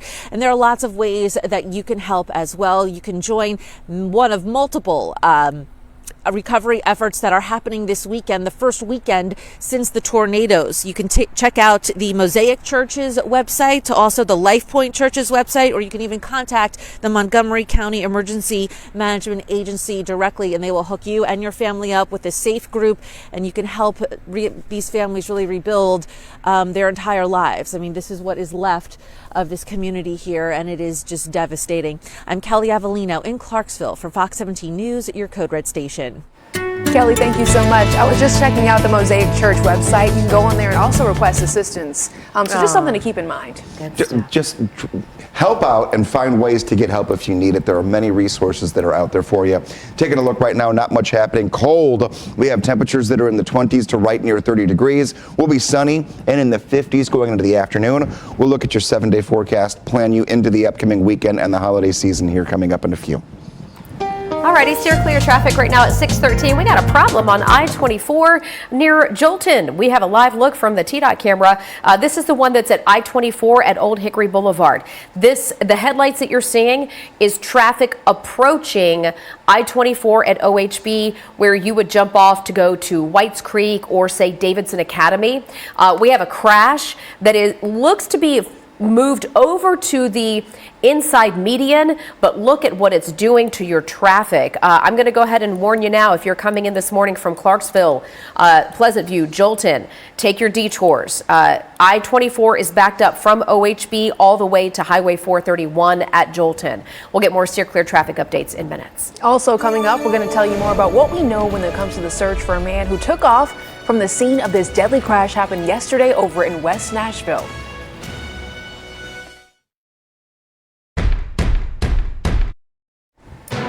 Welcome back to Fox 17 News this morning, where we are following breaking news coming in from Antioch this morning, where a man is accused of kidnapping his daughter and tasing the child's mother. We've had a chance to look at the arrest warrant, which documents Arian Rodriguez visiting his daughter and her mother at a home on Hamilton Church Road. This all happened Monday when he went to pick up the child and put her in the truck. Well, that's when things took a turn. Yeah, the arrest warrant states that Rodriguez then tased the child's mother and put her in the back of his truck before taking off. Rodriguez is charged with 2 counts of aggravated kidnapping and assault with a deadly weapon. He is also being held on a $100,000 bond. And we continue to follow the breaking news updates from the Nations, where Metro Police right now are still searching for the driver involved in a deadly crash yesterday. This is west of Nashville on Michigan Avenue. Happened right in the middle of the day, right around 2:30, when police say an officer tried to pull somebody over in a white Chevy truck when that driver sped off. Well, seconds later, that driver hit an SUV before slamming into a power pole and flipping the car right in front of those homes. We have learned the passenger died and the driver took off running. I mean, this is someone's front yard. So if you know the identity of the passenger or anything about the driver, you were asked to call Crime Stoppers. That number at the bottom of your screen. I'll read it to you at 615-742-7463.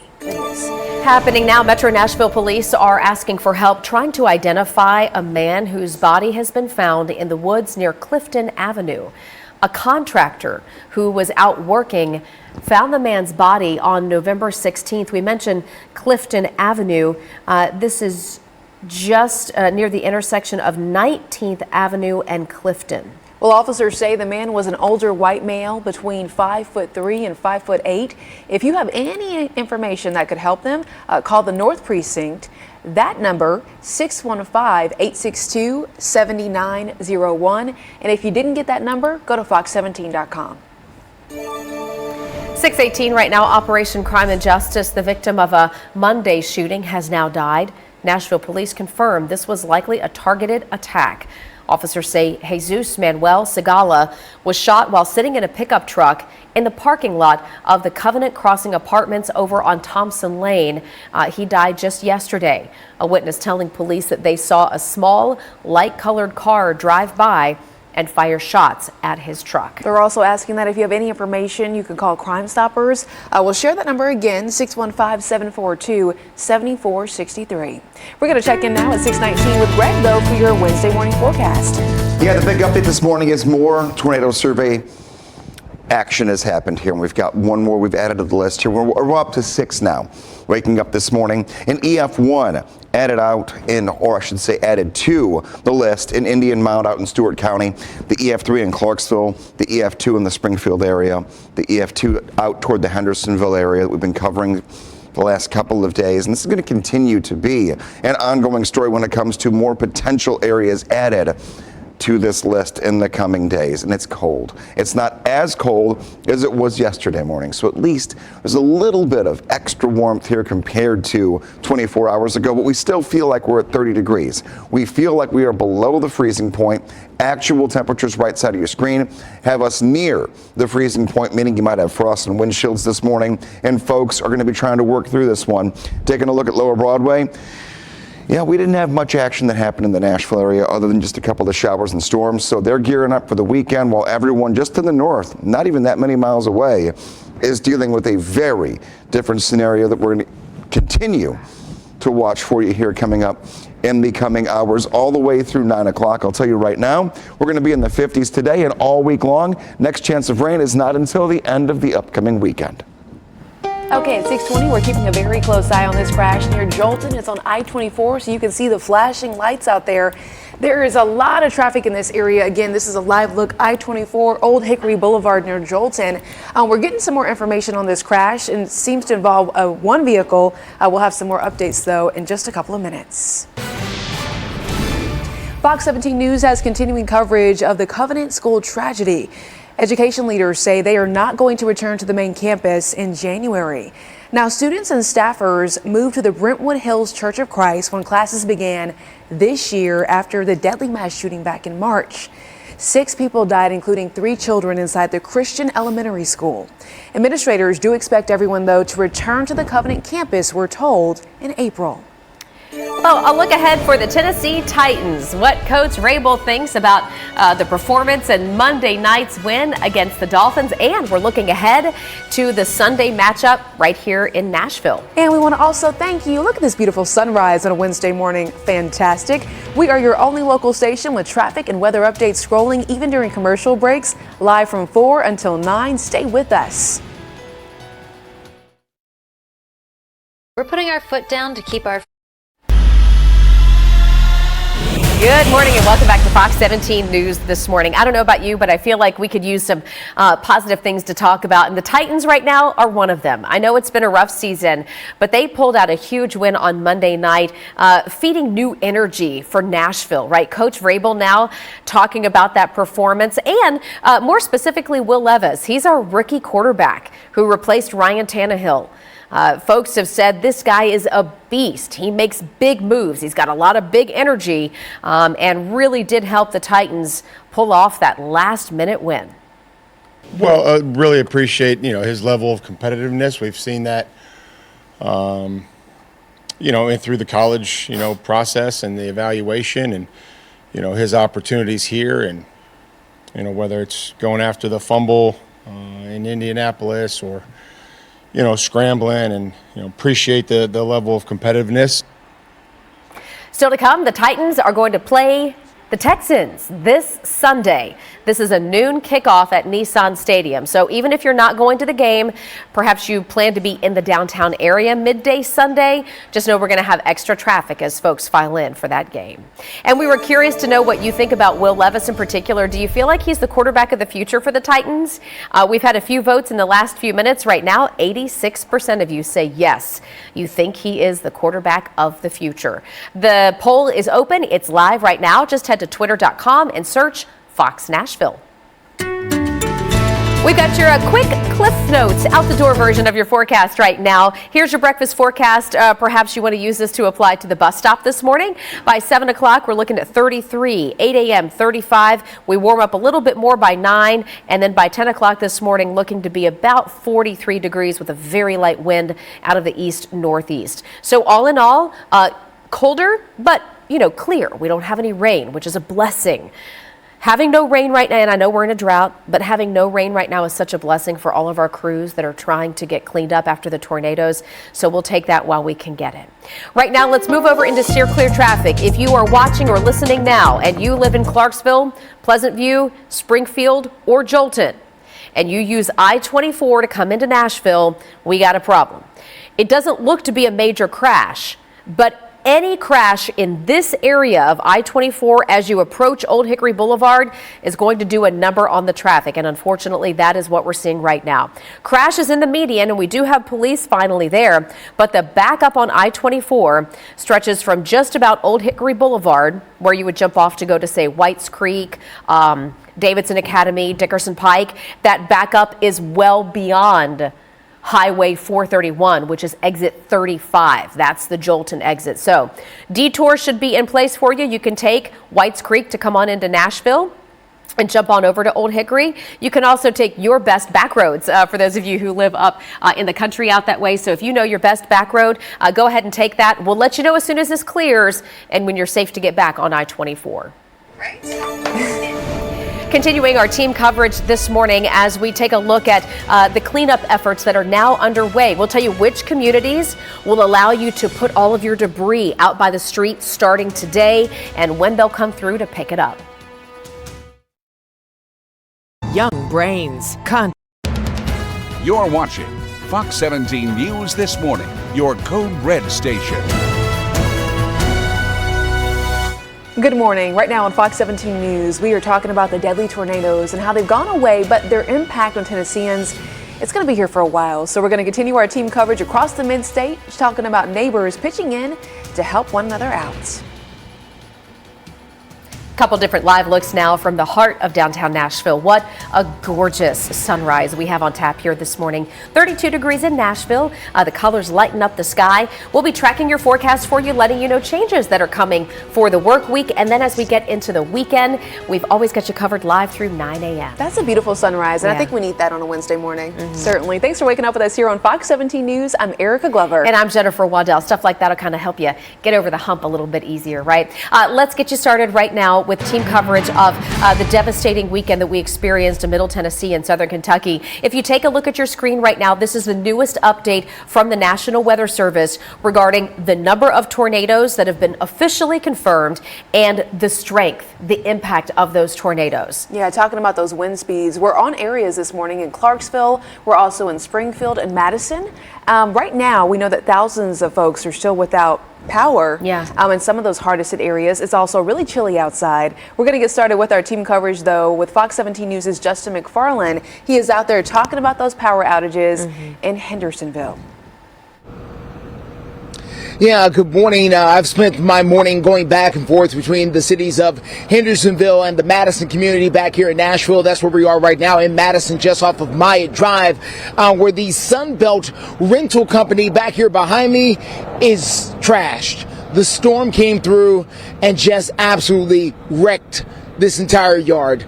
They normally rent construction equipment, generators, things you may need after suffering from a storm. And now they are the ones in need of the same kind of materials that they normally would rent out.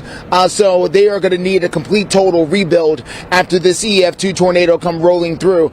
They are also without power here in this particular pocket of town, and that is the case for some other areas of both Madison and Hendersonville. At last check, NES says there's around 1,100 people without power. City leaders are saying that right now they're doing everything they can to get the power back on by Friday.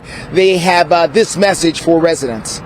Just so everyone knows, if your power is out and you need a permit to hook your power back up, our codes is performing those free of charge for everyone who's been affected by the tornado. So don't worry about the fee for the permit, but NES does require an inspection by the city inspectors before they hook up power to make sure it's safe. Now, in total, 189 power poles came tumbling down when that storm came rolling through both Madison and Hendersonville, according to NES. So far, just 67 have been replaced, so there's still a lot more work to do, even though the lights are coming back on. We're live for you this morning in Madison. I'm Justin McFarland, Fox 17 News, your Code Red station.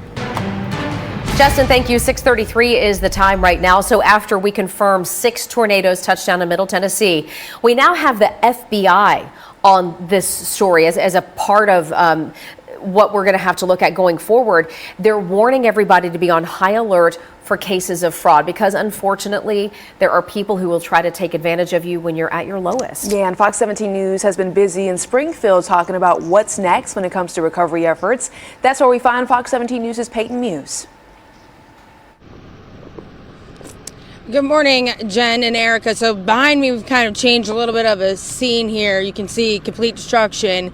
It looks like this is some type of tutoring center. Jen, I know you live in the area, and I believe we're right across the street from the Joe's Pizza, and I mean complete destruction here. Now, the FBI is warning people to be wary of charities and contractors, and unfortunately during times like this, there are people who attempt to take advantage of those that are vulnerable. Now, here are some tips to avoid getting scammed, and these tips are coming from the FBI. Be extra careful of organizations with copycat names. So if something looks similar to a reputable organization, question it.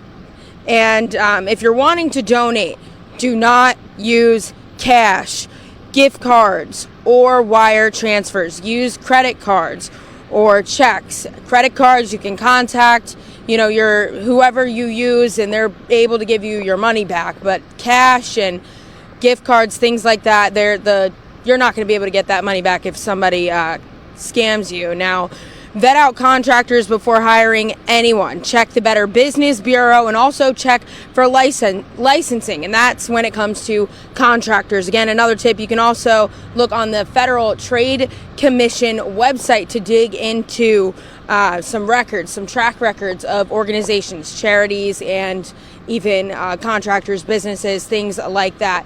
For more of those tips, head over to our website at fox17.com. We'll have that up in a little bit for you. Reporting live for now in Springfield, I'm Peyton Muse with Fox 17 News, your Code Red station. All right, Peyton, thank you. I want to add a couple of things to Peyton's live shot, Greg, as we get ready to talk about the weather. Peyton is right along Memorial Boulevard near the Kroger Shopping Center. We have a Jet's Pizza, an AT&T store, an urgent care, Valvoline oil change, and Holman Jewelers. Those are the areas hardest hit, Greg, there in Springfield. Yep. In addition to that, she was just talking about the concern for fraud. The Robertson County Chamber of Commerce has put something on their Facebook page telling you the verified local businesses through the BBB that you can work with to get legit repairs done. And that's the most important thing going forward, is you're already dealing with so much, and it's a mental struggle, a physical struggle, knowing where you can go to get help that will actually help you and not hurt you even more. That's a real big thing right now, but that's where Peyton was at, an EF2, 120 mile per hour wind speed. We'll talk more about damage reports that have come in, get you your 7-day forecast, and plan you into your weekend coming up in a few minutes. Okay, Greg, we're still keeping a very close eye on this situation. Old Hickory Boulevard. This is out near Jolton because you can see more flashing lights. This is a crash out there involving, I believe, 2 vehicles, so we're getting some more updates about it. But you can see a big slowdown in this area, and even more flashing lights I can see that are pulling up to help with what's going on here. Oh, and you know what, Erica? What we're seeing here as the sun comes up, this is spanning both sides of the interstate. So we've got cars crashed out on the right and the left side. We couldn't see that even 5 minutes ago. A nasty situation. We're going to continue following that one and have more updates to come. The journey ahead for so many people here in Clarksville and across the mid-state is going to be a long and arduous one. I have how you can help out this weekend in the recovery effort.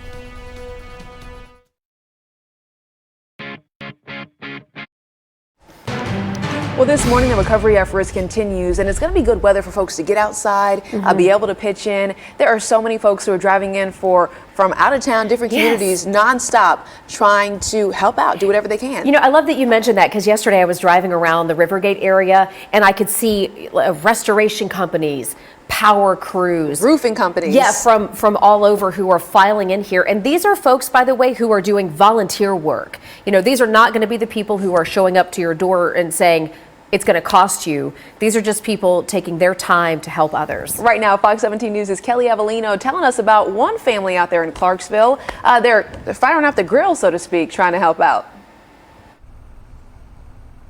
That's right. For multiple days, the Wynn family has been out here grilling hot dogs and hamburgers for so many people. And you could see why. These were homes behind us. Now they are piles of debris, and probably a lot of young children lived in these homes. We're finding a lot of children's items here. If you look over to my right, a child's bed, a soccer ball. I also found this book here, Along the Way, it says, and it is going to be a very long way for the folks who live in the Clarksville community. Now, the Wynn family decided right after the storms hit on Saturday, since their home was thankfully passed over by the storm, they were going to help out with other folks who might be in need during this time. So they rallied, they got hamburgers, hot dogs, food that they put out on a table free for the taking, and they had a massive turnout. First responders, utility crews that are cleaning up trees and debris, and just displaced residents that had nothing left and needed some food. Take a listen. We've had so many people come out here for food. Like, we've probably fed over 300 people if I had to guess. But a lot of it hasn't even been from us. It's just been from just kind people donating, like, food that they've bought, food that they've prepared. That was Ethan Wynn. He is a senior at Montgomery County High School. He says what's really cool is just after a few hours of setting up that tent, they had restaurants donating food. They had people coming up donating sandwiches they had made at home, and other folks donating bottled water, clothing, blankets. They donated all of those items to the food tent, and then the food tent brought them over to various charities. A lot of efforts are happening this weekend, specifically in Clarksville here. If you'd like to help out, join a group. Safety in Numbers will give you direction on where to help in the hardest hit areas. You could check out the websites and sign up through the Mosaic Church, the Life Point Church, or you can contact the Montgomery County Emergency Management Agency directly on their website, or give them a call and they will tell you where to go. I'm Kelly Avellino for Fox 17 News, your Code Red station. 6:42, a quick check of your forecast here on this Wednesday morning, and we're going to be nice and comfortable this afternoon. The morning is still cold, upper 20s and low 30s. The afternoons are going to be in the 50s, though, for the next couple of days. We don't get cooler during the daytime until the middle of next week, and our rain chances have gone down for the weekend. We'll talk about that coming up in a few minutes. Okay, Greg, thank you. Bringing your attention right now to the biggest problem in steer clear traffic. That's on I-24 inbound to Nashville from Jolton. We have several cars involved in a crash. We've got them crashed out on both sides of the interstate.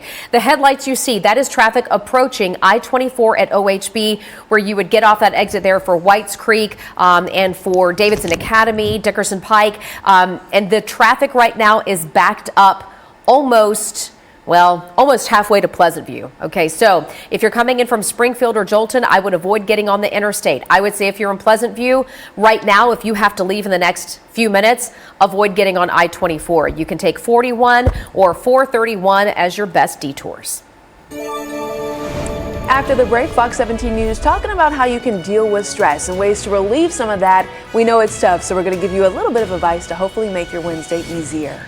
And how to talk to the kids about events like this. It can be difficult, right? When they've got tough questions and you're trying to be sensitive. We'll hear advice from the experts when we come back.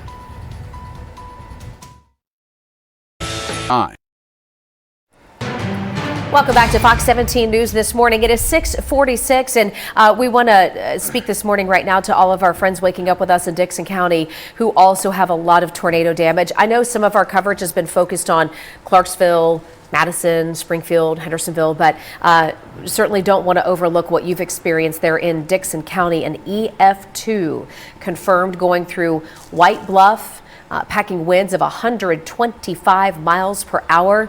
Bringing down trees, as you can see here, power lines, and ripping the roofs off of homes. Yeah, to your point, Jen, a viewer messaged me and said, hey, we have damage out here in Dickson County, so we're sharing some of this. The National Weather Service says that twister was 500 yards wide. That's about 5 football fields. It did stay on the ground for almost 14 miles. I know, Greg, we were talking about the crews that get out there and survey the damage. Do they have more areas that they have to go to, or have they wrapped all of that up? I'm not quite sure if they've figured that out just yet, if they want to continue to survey. We usually get an update around 8 o'clock every morning of what their plan is for the day, if they're going to go somewhere where they may end up going. So stick with us through that time frame. and we'll kind of have an idea, because there was an estimation there could have been up to 13 tornadoes. Right now we know that we have 6 that have been confirmed. Okay. So I would not be surprised if they've got more spots they look at. And 2 in Dickson County, right? 2 different locations. We had White Bluff and Furnace. Cumberland Furnace. Cumberland Furnace, yes. Yes. Both of those areas EF2s. Okay. So we're going to keep watching this. We're going to let you know if anything pops up when it comes to new surveys that might happen later on today. The big story in the meantime for the next hour or so until we see that update is just the temperature. We're cold again. We're not as bad as we were yesterday, but we're the coldest we have been so far this morning because the sun is just coming up.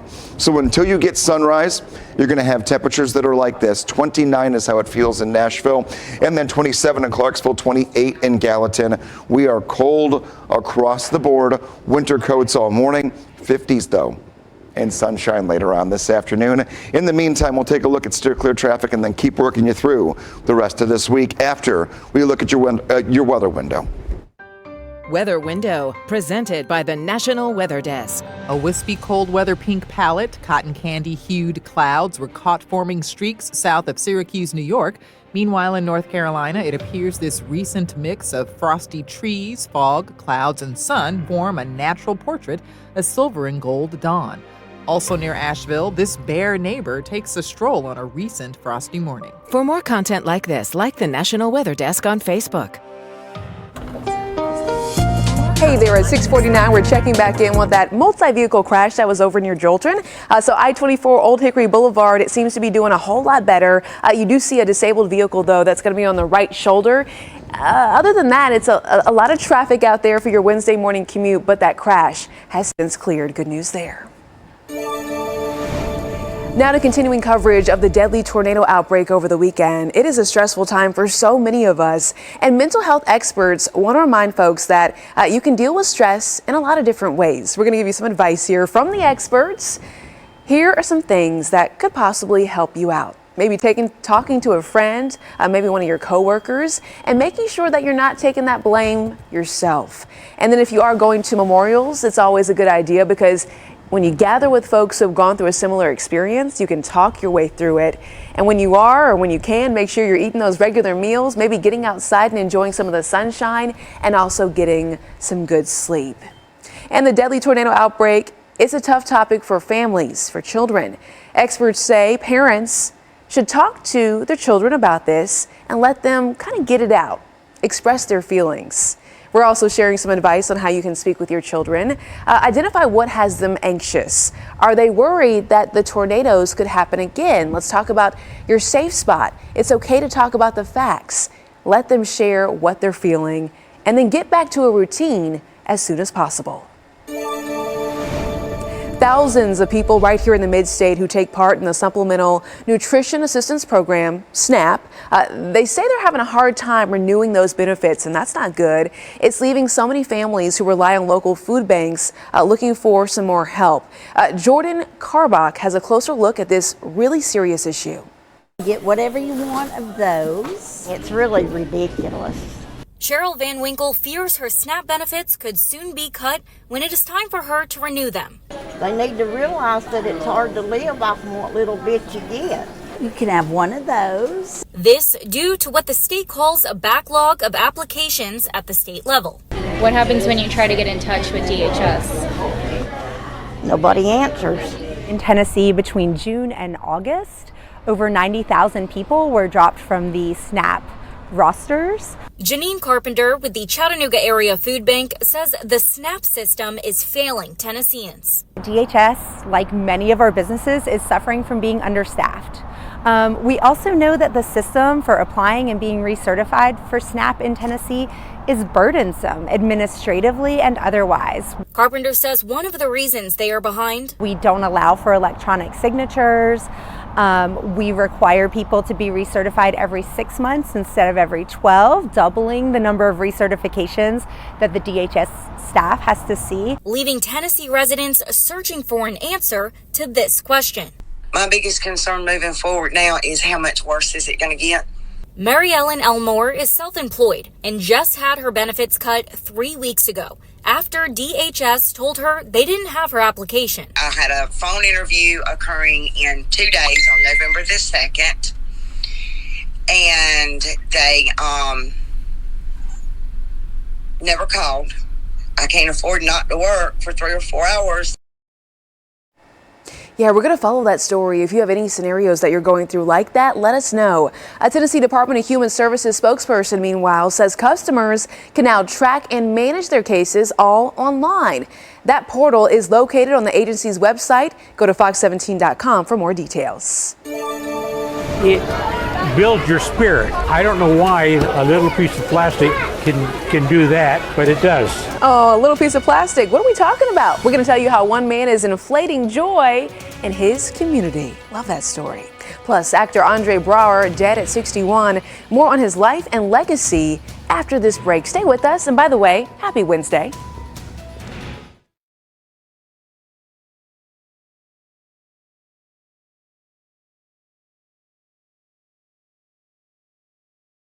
Lowe's knows same day. At 6:55, if you want some sunshine, take a look at this beautiful sunrise. Oh yeah, just starting to peek out. Even though it's chilly outside, hey, this looks pretty good. It does. And I feel like we need some. We could all just use a moment of peace, tranquility, zen, blessing, whatever you want to call it, gratitude. It's been a rough few days around here, and we just wanted to share this with you, to take a moment to say we appreciate you. You know, we're glad to be here for you as your live local news source through 9 a.m., which means starting here in just a few minutes, when our news starts at 7, we'll be your only live local news source for the rest of the morning. So we're glad to be here for you, and count it a blessing, right, that you're here with us. And we also want to let you know that Fox 17 News, we are teaming up with the Salvation Army to help those impacted by Saturday's deadly tornado outbreak. So grab your phone. You probably already have it near you, okay? You can scan the QR code that's right here on your screen, or head to fox17.com for more information. That QR code, though, we try to make it as easy as possible. We do. I mean, and, you know, talk about ways that you can, you know, make somebody's day a little bit brighter or be a blessing to someone. This is a great way to do it. Hey, there's one man, 92 years old, who is certainly making the lives of others very bright. I love this story. Talk about bringing joy in his own way. He's 92 years old, and he says the key to staying young is bringing joy through balloon art. Yeah, it's pretty cool. Take a look at this. Yeah. This is Hugh Hatch. He has been making balloon art for years now, but it really became his hobby, even more so after his wife passed away. So you see him here in this video. He does this over at Chick-fil-A, and he says through his sadness, he found that what makes him feel better was making others happy. And now he joins families in Vista, California every Monday for family night over at Chick-fil-A with a line of children. They're all excited to go ahead and get their request in for a Hatch original balloon sculpture. Listen. I'm on cloud 9 because this is what I enjoy doing, and these kids are really loving it. Man, I think the kids love that, and the parents even more so. Yeah, it's all about just bringing a little smile where you can, right? Now, before Chick-fil-A, Mr. Hatch here says he would make balloon art around the world. He and his wife traveled to places like Guatemala, China, Russia, even Antarctica, to take their love of that little art form to people and children around the world. That's very impressive. You know, Greg Bobus is also impressive. He doesn't make balloons, but he does make hot chocolate. He does. All right, so if you were watching earlier this morning, you might have missed it. As we get our breakfast forecast, I shared my friend's secret recipe for hot chocolate. She shared it with me, and I love it. You warm up the milk on the stove. You put 3 Musketeers candy bars in the warm milk. And we were just saying, man, I wish we could make it here. Well, Greg found a way to make it happen. Greg, you're the rock star of the morning. It was delicious, and it just... I found some milk, I found some 3 Musketeers, and we just made it happen. Here we are. So Jen, Thank you, drink Greg. up while I give you the forecast here and enjoy yourself. It's like my version of our coffee for the morning. You better give credit to Renee. Renee had the recipe. Renee gets all the credit. I just stole the recipe you gave me. Yeah, taking a look here at your breakfast forecast. 33 degrees here, taking us into 7 o'clock. We'll be all the way up to 43 by about noon, and then we continue to climb from there to the middle 50s later on this afternoon. No rain in the forecast today. All righty, Greg, thank you so much. 1 minute before 7 o'clock, we're going to jump back into steer clear traffic here and show you the backup I-24 at Hickory Hollow Parkway. So talking to you this morning, if you're coming in from Murfreesboro, Smyrna, Laverne, no crash here. This is your standard morning congestion. You could jump over to Murfreesboro Pike if you want to, but school's in session, so you might hit those school zones. Heads up on that. Also following a delay still coming in this morning from places like Pleasant View and Jolton. We had an earlier crash near Old Hickory Boulevard on I-24. crash is cleared, backup remains. If you're coming in from Springfield, Jolton, Pleasant View, take 431 or your own personal back road detour. And coming up in just a couple of minutes when we hit our next circular traffic, I'm going to find out what's happening in Bellevue, getting a report of a crash out near the Ford Ice Center. So we'll take a look at that in minutes. Right now, though, we do have an entertainment update for you. It's a story trending on Fox17.com. Actor Andre Bauer, that we're showing you a photo of on your screen, some video there, has died. He had roles such as Brooklyn Nine-Nine and Life on the Street. Yeah, he was in Men of a Certain Age, and he died this week following a brief illness. We understand that in lieu of flowers, the obituary from Mr. Bauer says that they're asking for donations to be made to the Classical Theater of Harlem. He leaves behind a wife and 3 sons. He was just 61 years old. You're watching Fox 17 News This Morning, your Code Red station. The best part is all of us survived. Nobody was lost. So that's the best part. We're live this morning here in Madison, and this is where the recovery continues here. We're going to show you some of the hardest hit areas of the storm and why traffic is still going to be a problem. Our forecast looking good when it comes to cleanup for the rest of this week. I've lowered rain chances for the weekend, but they're still there. We'll pinpoint it coming up in your forecast. The Metro Nashville Police Department searching for a man who left the scene of a deadly crash right in the heart of a busy neighborhood. We'll tell you what we've been able to learn new throughout the morning. We're going to start, though, by thanking you for waking up with us here on a Wednesday morning for Fox 17 News. I'm Erica Glover. And oh, what a gorgeous sunrise. I didn't mean to cut you off. No. I really, no introduction needed. Hello, here's the sunshine. I'm Jennifer Waddell. We're glad to be here for you to kick off your Wednesday morning. And we're going to continue to follow the breaking news updates this morning from that awful crash that happened in the Nations yesterday. And as we speak, Metro Police are still looking for the driver who took off running. Yeah, it all happened on the front lawn here, Michigan Avenue, around 2:30 yesterday. Police say an officer tried to pull over a white Chevy pickup truck, and that's when the driver just took off. Yes, seconds later, he hit an SUV before slamming into a power pole, flipping right there in somebody's front yard. We understand the passenger died and that driver took off running. Okay, so if you know the identity of the passenger or anything about the driver, you were asked to call Crime Stoppers, that number right there at the bottom of our screen. And this morning, we still have thousands of people who are in the dark without power following the deadly tornadoes over the weekend. We're going to take a quick look now at the numbers on the Nashville Electric Service outage map. So speaking to all of our NES customers right now, this time yesterday morning, we had more than 3,000 customers without power. Now you can see we're down to about 1,100. All right, so they're making some progress. You know, it's just slowly but surely getting there. Right now, though, Fox 17 News is Justin McFarland joining us live. I believe he is in Hendersonville right now. Yeah, good morning. And I'm here in Madison, actually, this time. I'll be here in Madison for the rest of the morning. That's where I am right now. And this is where we are seeing the impact of this storm. Full blast again this morning. New damage that we have not seen here on Fox 17. You can see this Ford F-150 being stuffed in with siding that was at one point in a building, now being crammed into the side of this car. Back over behind me, you can see another car completely turned on to its roof. Now, overnight, NES say they have been very busy. They've been speaking with city leaders over in Hendersonville, not too far away. They say the power is still out for around 1,100 people, but they're hoping to get that restored. City leaders say that they're hoping this entire event will bring people together. This crisis has brought our city together. We argue up here. We deliberate. We have disagreements. I still like and respect every person on this board, but this seems to have brought unity to the city, and I hope we can build on it.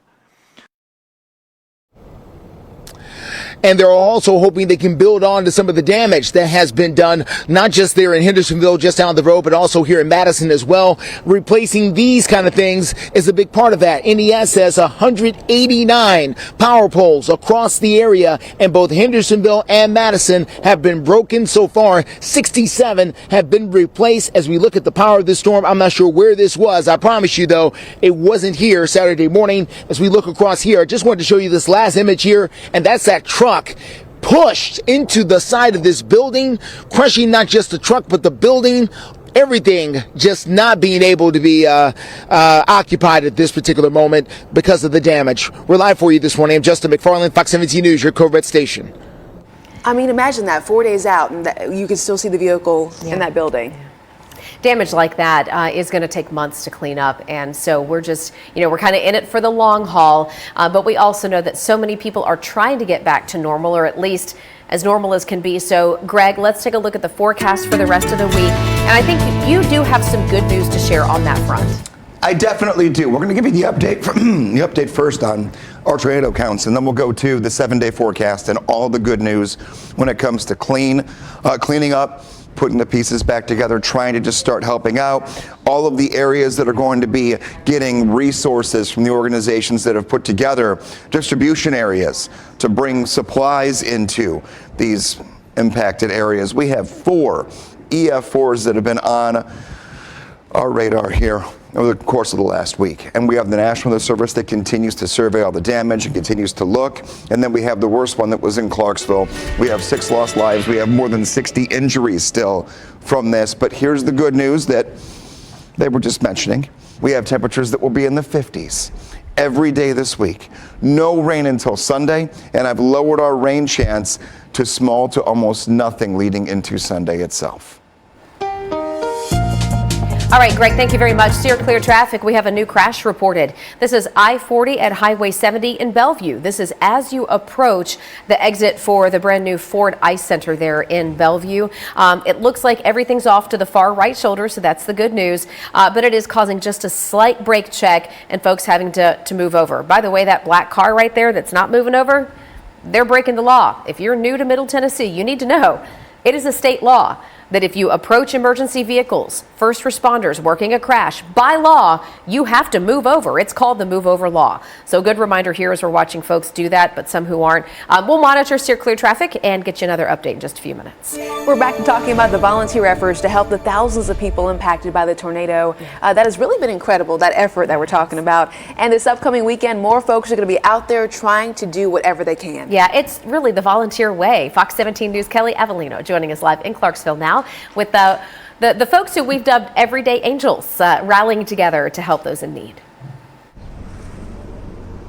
That's right, Jen and Erica. And now that the sun has come up, you could see more of the expanse of the damage just over this way. These were all homes. This is what's left of it. There's still a car in what was the driveway, clothing, furniture just everywhere. And then if you come back towards my viewpoint over here, you see things like a child's bicycle and women's boots over here. This was clearly a home with young children. Just devastating and heartbreaking. These families now have to rebuild everything. And those everyday angels that Jen was talking about, well, they are out in full force. Some of them are in the Wynn family. The Wynn family, they decided the night of the tornadoes that they were going to come out the next day and grill some hot dogs and hamburgers for as many people as they possibly could. Ethan Wynn is a senior at Montgomery Central High School.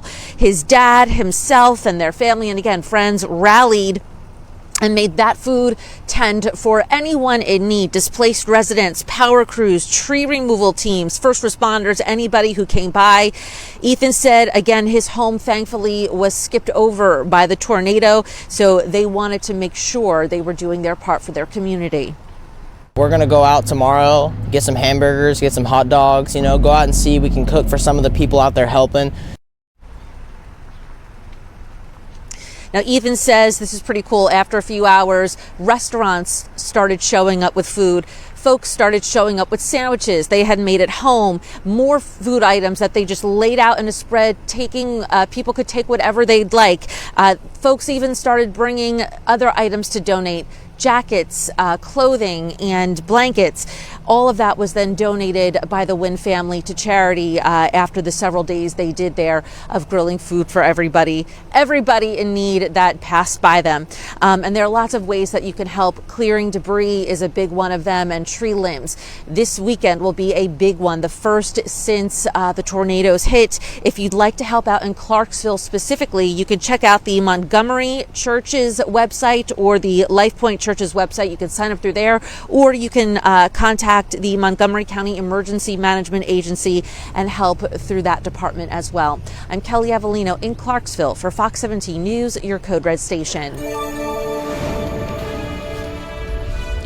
The cleanup continues after Saturday's deadly tornado outbreak. We break down the do's and don'ts of debris removal. Kyle just... Welcome back to Fox 17 News this morning. Just about 7:12. We go to Robertson County this morning, where we know starting today, crews in Springfield are going to be picking up your debris that you put out by the street to try to help people start to put the pieces back together and get all that stuff cleared out. It's all a part of the process. Yeah. Right now, Fox 17 News' Peyton Muse joining us out there in Springfield, talking about how this process is going to work. Well, first, Jen, you told me about Holman Jewelers. That's right behind me, and I have to mention this because I just want, as like a human being, I just wonder, this business owner, I mean, just lost everything. That building is completely smashed, and this is after a 120 mile per hour tornado touched down here in Springfield. So the city of Springfield, they're asking people to follow some guidelines when it comes to cleaning up debris today and tomorrow.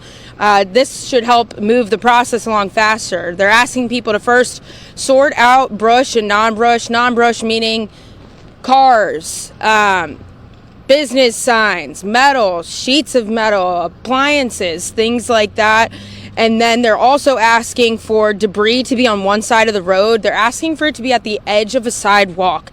Not at the edge of the sidewalk, at the edge of your property, not on sidewalks, and also not in ditches. They want to remind people to protect themselves when picking up debris, wear appropriate boots, not shoes, boots, gloves as well, and then also goggles, because the debris can fly up and kind of hit you in the face, and you just want to make sure that we don't want anybody getting hurt, especially when they're trying to help people in need right now. Reporting live in Springfield, I'm Peyton Muse with Fox 17 News, your Code Red station.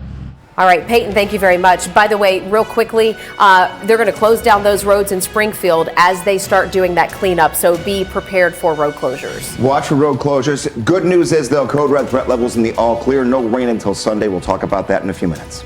I might have lost everything in the world, but I didn't lose my son. No, well, a Madison mother, her son and their neighbor lost their lives over there in Saturday's tornado, but now we're hearing from those who live right next door.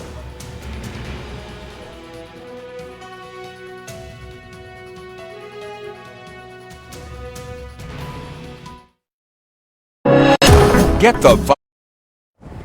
We have breaking news and steer clear traffic right now. We want to take you live to I-40 at I-440, where we have a crash involving several cars blocking off 1, 2, 3 lanes of traffic plus the shoulder. This looks to be a very serious crash, folks. We've got TDOT and first responders. It is causing an absolute standstill behind it. So I do want to give you a warning right now. If you are coming in this morning to Nashville from Bellevue or anywhere in between Bellevue and Nashville, so we're talking to you in Whitebridge, Sylvan Park, the Nations, don't get on I-40 right now. We're going to monitor this breaking news and get you more updates here in minutes. Right now, we do have an update on schools impacted by the deadly tornadoes over the weekend. Sumner County going back to school today, but Clarksville, Montgomery County schools will remain closed for the rest of the week, which takes them into Christmas break. And that means Clarksville, Montgomery County schools will not go back until January 4th. Northeast High School on Trenton Road is still available as a shelter, so that's good news for those of you in the Clarksville area. That high school is the place to go. Sumner County, I mentioned, now back to operating on normal hours. Leaders there in Sumner County tell us that power has now been restored to all of their schools, and none of the schools have any significant damage, which is great news. The district is worried, though, that there may be some students and families plus employees who can't get to their schools because they've got damage in their neighborhood. So if that's the case, just call your school, give them a heads up. Leaders say they will work with you, especially if your home is in one of those impacted neighborhoods. They want to make sure that you take care of your children and your family first, and then they'll work with you after that. I still have dreams about it at night these couple of days, about the people next door that lost their lives. It's awful. We go to Madison now, where 3 neighbors died when that tornado swept through Saturday night, and one of those killed in that tornado is a child. Fox 17 News reporter speaking with several people at this mobile home park in Madison as they're now sorting through the damage and trying to clean up what they can. One neighbor telling his story about the moments that a mobile home flew up into the air and then dropped down on top of another mobile home, and that is what caused those 3 deaths. James Gibson telling us that a mother named Floridima Perez and her 2-year-old son, Anthony Mendez, died in the trailer right next to him, and says Joseph Dalton is the 3rd person who died. He lived 2 houses down. Down in that hole is where I was at, with all that on top of me, plus the washer was on me too. I mean, I knew everybody. The kids over there, I just gave them, me and my son gave them his old bike, and a couple of days before that I gave them a helicopter to fly because they were. Oh man. Mr. Gibson, who we spoke with there, says that he is so grateful to be alive. Some of the neighbors have set up a GoFundMe account for a memorial that they want to do for that little boy, the 2-year-old who died. So coming up in our next half hour, we're going to tell you how that local community is coming together. We'll share more about the GoFundMe. Those folks are staying strong in the middle of this tragedy. Erica? Yeah, and talking about those gutful GoFundMe accounts, several groups across the mid-state are working to help those impacted by the deadly destruction. And you can help some of the individual families who lost loved ones during Saturday's tornadoes. Just go to our website. We're showing you it right here, fox17.com. This is where you're going to find several links to charities and GoFundMe accounts, ways that you can volunteer, and the donations that folks are looking for. Right now, let's get into steer clear traffic, because I mentioned a moment ago we do have breaking news of a crash that is nearly shutting down I-40 at I-440, impacting our west side of town. What you're looking at here is that live camera, new in the last moment. We've had an ambulance show up in addition to police, TDOT, and fire trucks. 2 lanes of traffic are getting by on I-40. I'm working here to get confirmation. This might actually be, hold on one second. Let me get in here. This is inbound to Nashville, but we are also seeing a rubberneck delay in the other lanes. So for those of you who live west of downtown Nashville, don't get on I-40 right now. If you are in Bellevue, maybe you're in Whitebridge, Sylvan Park, go ahead and take 70 to come on in. Yeah, 70 is going to have some stoplights and stop and go, but it will save you the headache of getting stuck in this backup, because right now it is absolutely jammed between I-440 and Briley Parkway. All right, so that's an absolute log jam right now. Working to find out if we have any injuries and how quickly this might be able to clear. We'll keep you posted in breaking news steer clear updates in minutes. Big weather story this morning as we are waking up to cold temperatures here that feel like we're in the 20s and 30s. Coming up after the break, we're going to look ahead to your 7-day forecast. How many more clear and sunny days in the 50s we'll see coming up in just minutes. Right now, Fox 17 News continuing our team coverage, giving you a live look of the damage out there in Clarksville.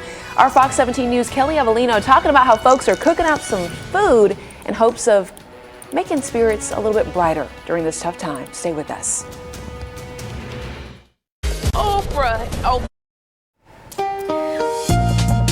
Right now, Fox 17 News, we're keeping a very close eye on the steer clear traffic update. This is traffic coming inbound to Nashville from Bellevue.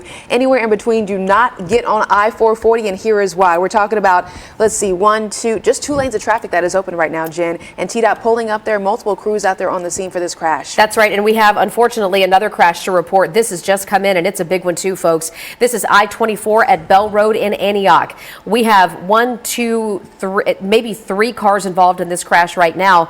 I-24 at Bell Road. This also is inbound to Nashville, causing a huge backup almost to Smyrna right now. So we're going to recommend, if you are coming in from Murfreesboro, Smyrna, or Laverne, and you're leaving in the next few minutes, I would say don't get on I-24. If you need a detour to the west of I-24, so say you're closer to the Brentwood side, jump on Nolensville Pike. If you're closer to Laverne and Smyrna on the east side of I-24, you can take Murfreesboro Pike to come in to avoid this. We've got, just like Erica was mentioning, on that I-40 crash, just 2 lanes getting by here on I-24 as well. Yeah, and seeing that sun beam down there in the camera makes me a reminder. Greg said earlier, take your sunglasses, use the visor, and slow down.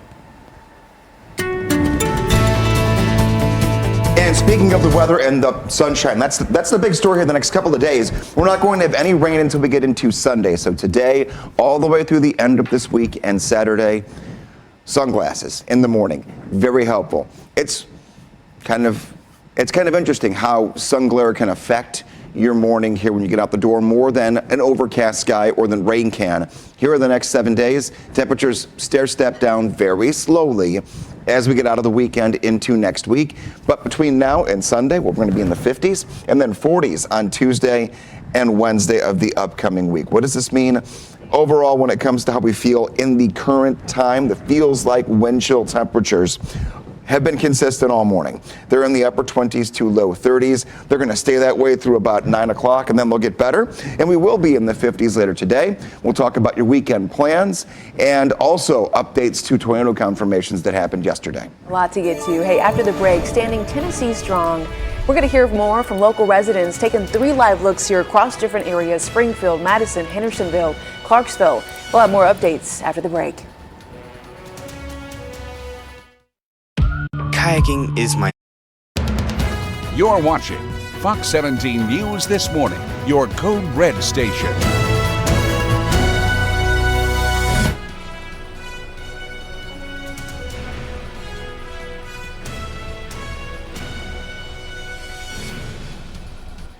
We'll hear from Kelly Avellino, who is joining us live this morning in Clarksville. Plus, breaking news and steer clear traffic. 2 crashes, snarling traffic, both on the west side and the southeast side of Nashville. We'll give you breaking news updates in moments.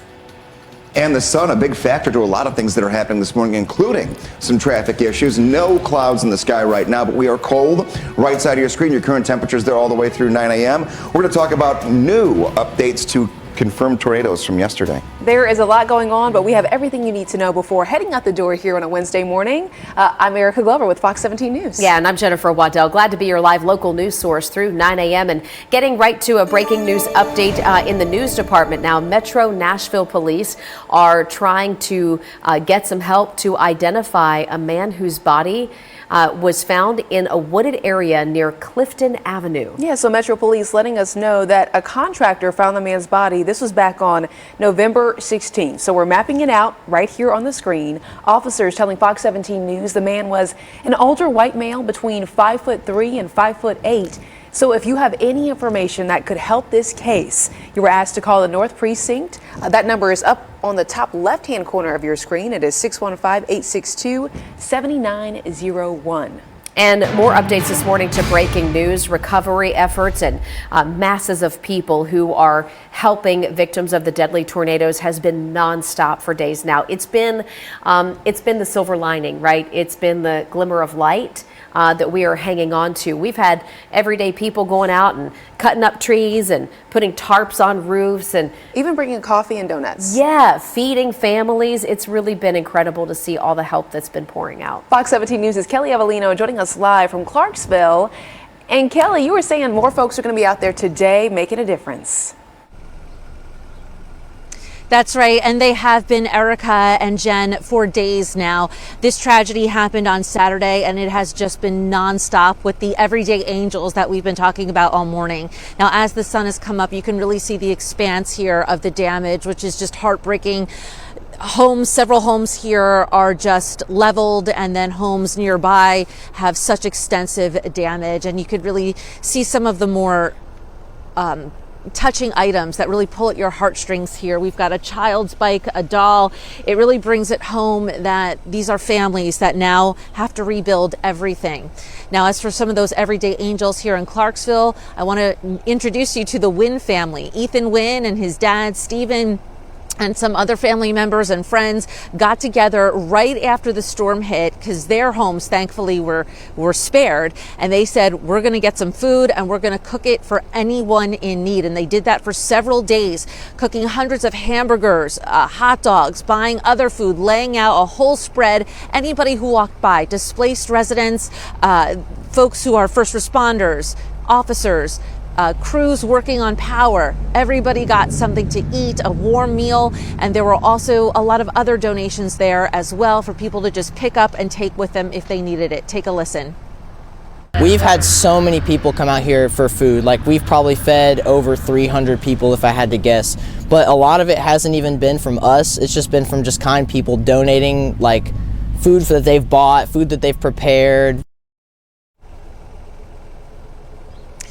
And that effort continues. So many people have come out throughout this community, clearing tree limbs, clearing debris, helping others move, repairing what they can of homes. And that is going to continue this weekend, the first weekend since the blast of tornadoes. So there's going to be a lot of people out. If you would like to help out specifically in the Clarksville area, check out the Mosaic Church or the Life Point Church's websites. They have signups there. You can also contact Montgomery County Emergency Management directly. I'm Kelly Avellino for Fox 17 News, your Code Red station. Kelly, thank you very much. We continue our team coverage this morning. As we know, about 1,100 NES customers are still without power right now following those tornadoes. Fox 17 News' Justin McFarland joining us live in the field. He's in Madison right now, keeping up with everything that's going on regarding those power outages and the next steps. Yeah, crews have been working throughout the night trying to get those power outages resolved, back up and going. Right now, where we are is in Madison, here right on the corner of Maya Drive, here in the Madison area, waiting for that truck to move out of the way so we can show you the damage right back here at a place I have passed so many times, the Northgate Business Park. This particular corner of it has been crashed by that heavy wind and tornado that came through here just a few days ago, and it is still causing closures out there as part of Gallatin Pike is still shut down because of the large transformer explosion that happened at a substation in Madison. Now, overnight, NES gave an update to Hendersonville city leaders just down the road about exactly how much more work they still have to do. We have a 161,000 volt transmission line that feeds from the north substation, which is what you saw is what the big explosion that you see on TV. That line comes from there to Hendersonville, to the Saundersville substation, and on to the TVA Wilson substation, and ultimately to Gallatin Steam Plant. We have 189 broken poles across the system. They're mainly in the Madison and Hendersonville area. 34 of those are transmission poles, so they're the 100-foot tall steel poles. We had several that just folded over. Certainly not what they want to see, but the good news is they are making progress, and they say they're hoping that everyone in both Madison and Hendersonville who can have power will have power by Friday. We're live for you this morning. I'm Justin McFarland, Fox 17 News, your Code Red station. All righty, Justin, thank you. We want to get into steer clear traffic quickly right now and alert you to the two crashes that remain blocking up traffic. We begin with I-24 at Bell Road. This is all of our traffic inbound to Nashville and Antioch right now. We have, I'm going to guess just by looking at this, at least 2 cars involved, but there may be more. And then I can see 1, 2, 3 police officers, a tractor trailer back behind that, and TDOT. So traffic moving very slowly coming into Nashville through Antioch and Laverne. You could take Murfreesboro Pike, or you could take Nolensville Pike to come in and get around that. Here's the other crash we're following. What's left of it, it looks like TDOT might be trying to clear a little bit more of the lanes here. And yes, that's, oh, watch here.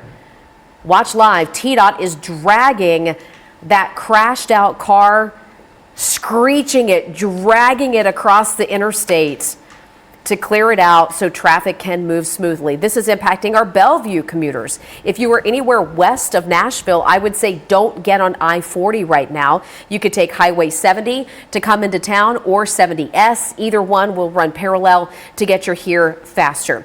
Good news here, it is in the clearing stages. We'll check in on it here in just a couple of minutes with more breaking news updates and steer clear traffic.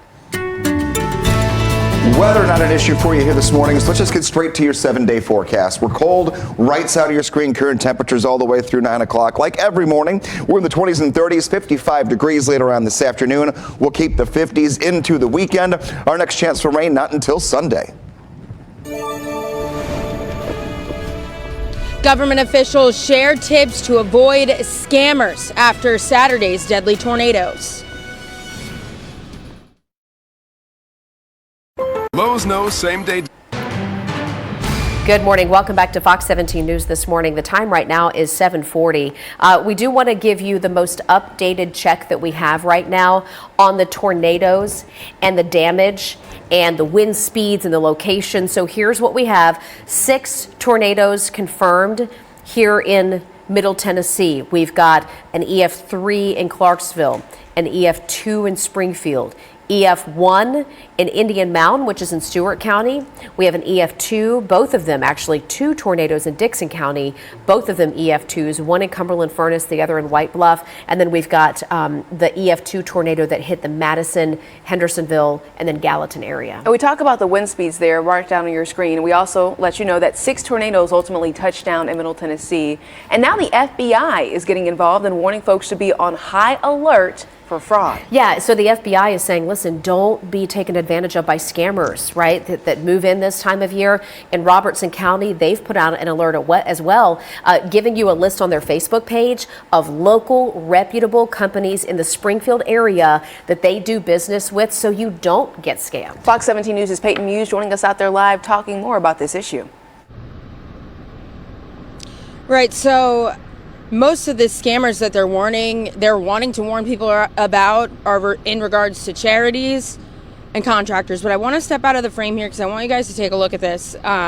What used to be Jet's Pizza, we're in Springfield, Tennessee right now. We're at the Springfield station. You could just see this is attached to a little shopping mall, and I'm assuming, Jen, I know you know more about Jet's Pizza than I do, that this might be the end of this little shopping mall here, so completely torn down. But some of the tips that the FBI shared with us, unfortunately, during times like this, there are people who attempt to take advantage of those that are most vulnerable during natural disasters. They want people to be extra careful of organization copycat names. That's one thing to look out for. So if something looks similar, like it's a name that you might be familiar with, question it.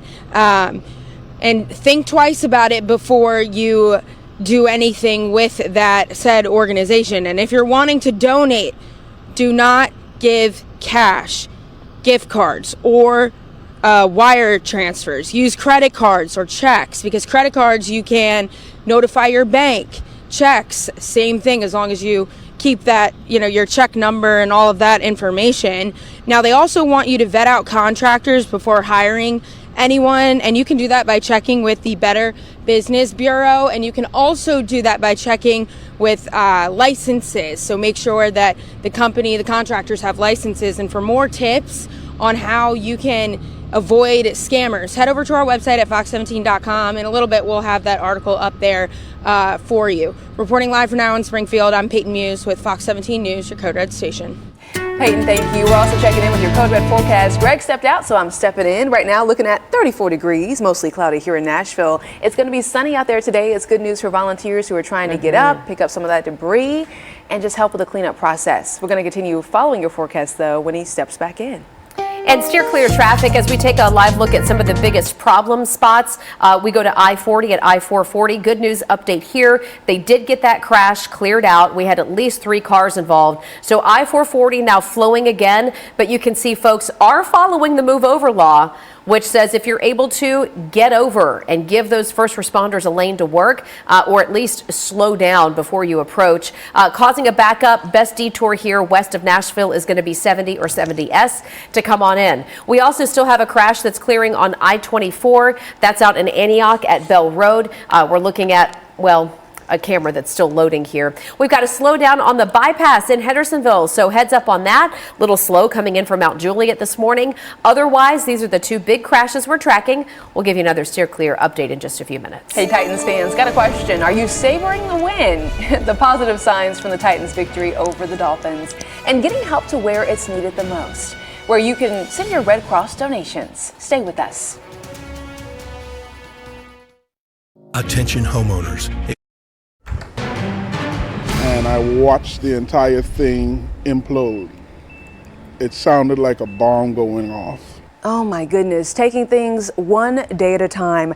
The congregations from 2 Nashville churches destroyed by tornadoes years apart Yeah, years apart. They are now coming together, leaning on one another. Fox 17 News' Kylie Walker joining us with how they preserved in times of hardship and really have come together.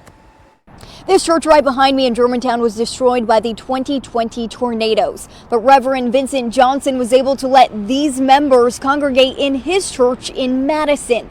But now here we are nearly 4 years later, and that Madison church was destroyed by tornadoes this past weekend. So now this church is returning that same exact favor. This is what Mount Bethel Baptist Church looked like nearly 4 years ago. Now the church was led by Reverend Jacques Boyd. Now, his good friend in Madison, Reverend Vincent Johnson, tells me that he and his team helped clean up the debris by hand. And they even offered Reverend Boyd a place to worship. And now that Reverend Johnson suffered that same fate just years apart, he's getting that same help. And so he and I spoke immediately after. After this one. And yes, after this. Yeah. And what better voice to hear than someone that has walked this path just 3 years before. He's offering the same love that was extended to him. Now, as you can see, there is still some damage and it's under construction. This church that was damaged back in 2020, so its temporary location has moved to East Nashville. That's where Reverend Vincent Johnson tells me his members will congregate with them this Sunday. For now, in Germantown, Kylie Walker, Fox 17 News, your Code Red station. Kylie, thank you so much. That's what it's all about, those congregations certainly coming together. And hey, if you would like to read more about this story or any of the other stories we have covered throughout this week, please go to fox17.com. You'll see the story. I'm starring it right here. I'm trying to. I'm going to work on making sure that works next time. But again, fox17.com, and be sure to follow all of our social media accounts, Facebook, Twitter, Instagram, for all the updates. Thank you very much, Erica. It's your clear traffic time right now. We got to back up I-24 at Bell Road. This is a result of the crash that we've been telling you about for about the last 30 minutes. Good detour here would be Murfreesboro Pike to the east or Nolensville Pike to the west. We'll get a double check of steer clear traffic again in just a few minutes. And a look at the forecast here for you at 7:49 this morning. We're taking a look at a very calm pattern that has settled in. Left side of your screen, the closest showers that are anywhere near us are out toward the Great Plains. They're not going to make their way here. Those are going to die down, move down to our south. Our next chance for rain is not going to be until Sunday. So this is the big picture. That is what we're going to work with, which is very good because we have the cleanup. We have all the areas that are collecting supplies they're going to donate. We have many of our areas that were the most hard hit where they're removing a lot of the debris that has been unfortunately scattered across the area. And they do tell you, again, a reminder that if you're seeing those trucks move through, separate the debris. You want plants and vegetation in one area along the curb, and then you want anything else along the curb in a separate pile, and they can come by and help you out. And I know you don't want to hear the words debris and help me out because that's stuff that you own and that is in your yard. But that's the way we have to do it here today, and it'll help that process go well. Also, there will be road closures in many areas this morning due to that. So keep that in mind. As far as your 7-day forecast goes, all the cleanup efforts that are still going to be ongoing here for not just days, but weeks. And we know this. We have been through this before. And if you're brand new to the area, it takes a while, but at least the next 5 days are going to be dry. Wednesday, Thursday, Friday, and Saturday. No rain in the forecast. Next chance is on Sunday, and the chance is going down, which is good. The rain will be very hit and miss, but right now we're seeing the blue tarps come up, and if you can just donate anything, whether it's time, food, whatever you got, that's the way to go right now as we lead into the next couple of days. Greg, thank you so much. Let's talk about Bridgestone Arena and hockey now. Predators battling the Flyers in overtime and capping it off with a 3-2 victory. Yeah, what a night on the ice for our home team. The Preds scoring twice before Philly could return the favor, ending up tied in the third at 2 goals apiece. And in overtime, Philip Forsberg coming in clutch. He catches it off a rebound and scores, securing the win, and now the franchise record for overtime goals. Bridgestone Arena held a moment of silence, though, for those impacted by Saturday's tornadoes. The Preds also, they have a new tab they've set up on their website for tornado relief and ways that you can help. All right, and from the Preds to the Titans, boy, still talking about that huge win on Monday Night Football over the Miami Dolphins. And Coach Vrabel now talking about how this played out, more specifically about Will Levis's performance. He's our rookie quarterback who replaced Ryan Tannehill and contributed big-time moves and energy to pull out that win. Well, really appreciate, his level of competitiveness. We've seen that, and through the college, process and the evaluation and, his opportunities here and, whether it's going after the fumble in Indianapolis or, scrambling and, appreciate the level of competitiveness. Well, up next, the Titans this Sunday taking on the Texans. It's a noon game over at Nissan Stadium right here in Music City. We always want to know, what do you think? Here's our question.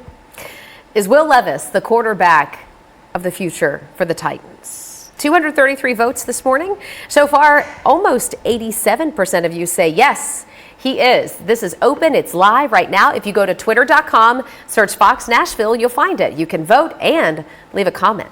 Not an easy fix. After the break, the conditions that power crews are up against in the next half hour when it comes to live looks. We're going to take you there.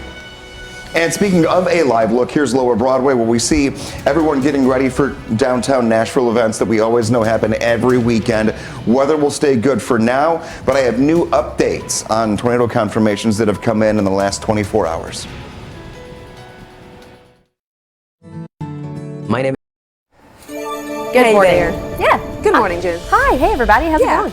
Oh, 7:56 is the time. This is not the live look we're going to show you. We were trying to show you a live look of the Batman building. There you go. There we are. Sun is peeking out. A little bit of cloud cover, though, and chilly temperatures to start the day. The good news is sunshine is going to be the name of the game until this weekend. That's when showers make their way in Sunday. We're tracking it for you. And by the way, if you still have some holiday shopping to do, or perhaps you've been impacted by these tornadoes and you could just use a little extra help this holiday season, we have our Fox 17 Holiday Trivia Contest. Grabbing my phone. This is how you do it.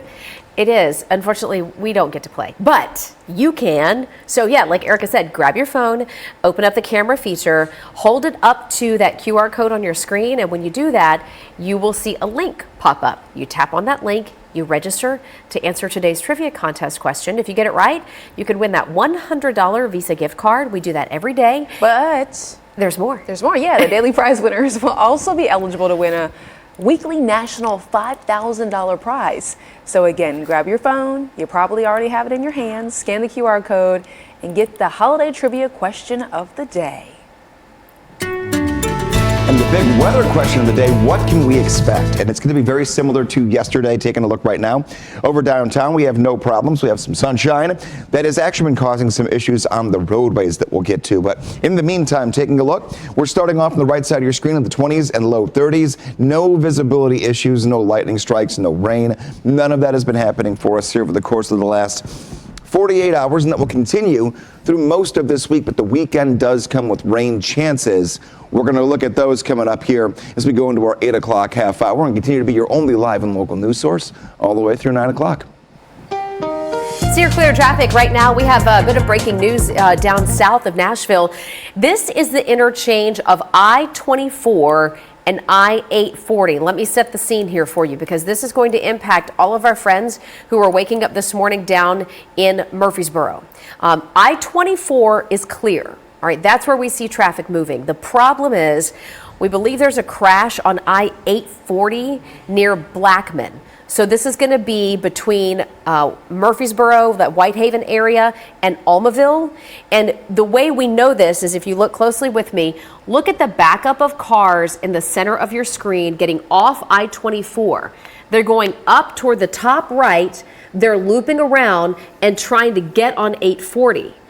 That's an almost dead standstill in that direction. Plus, if you look at the very top of your screen, that's traffic also on I-24 coming from the opposite direction, trying to get on 840 and having a very hard time getting through here. So we don't have a visual on the crash on 840, but we know this is the backup. So if you are in Murfreesboro, I would say take Highway 96 instead, which is Franklin Road. That'll get you around this, this really bad backup there at 840. Right now, we're looking at what's trending over on Fox17.com. I do want to scroll, I think, to the third story here. Madison family, keep scrolling, producer in the back. Madison family, how they're remembering those victims, and also the GoFundMe account that is currently set up. That GoFundMe account is set up, and we have a link there on our website, again, at Fox17.com. And we also have more information when it comes to donations, volunteers, how you can get involved. Our Kelly Avellino is going to be sharing a live look from Clarksville with ways you can help too. You're watching Fox 17 News This Morning, your Code Red station.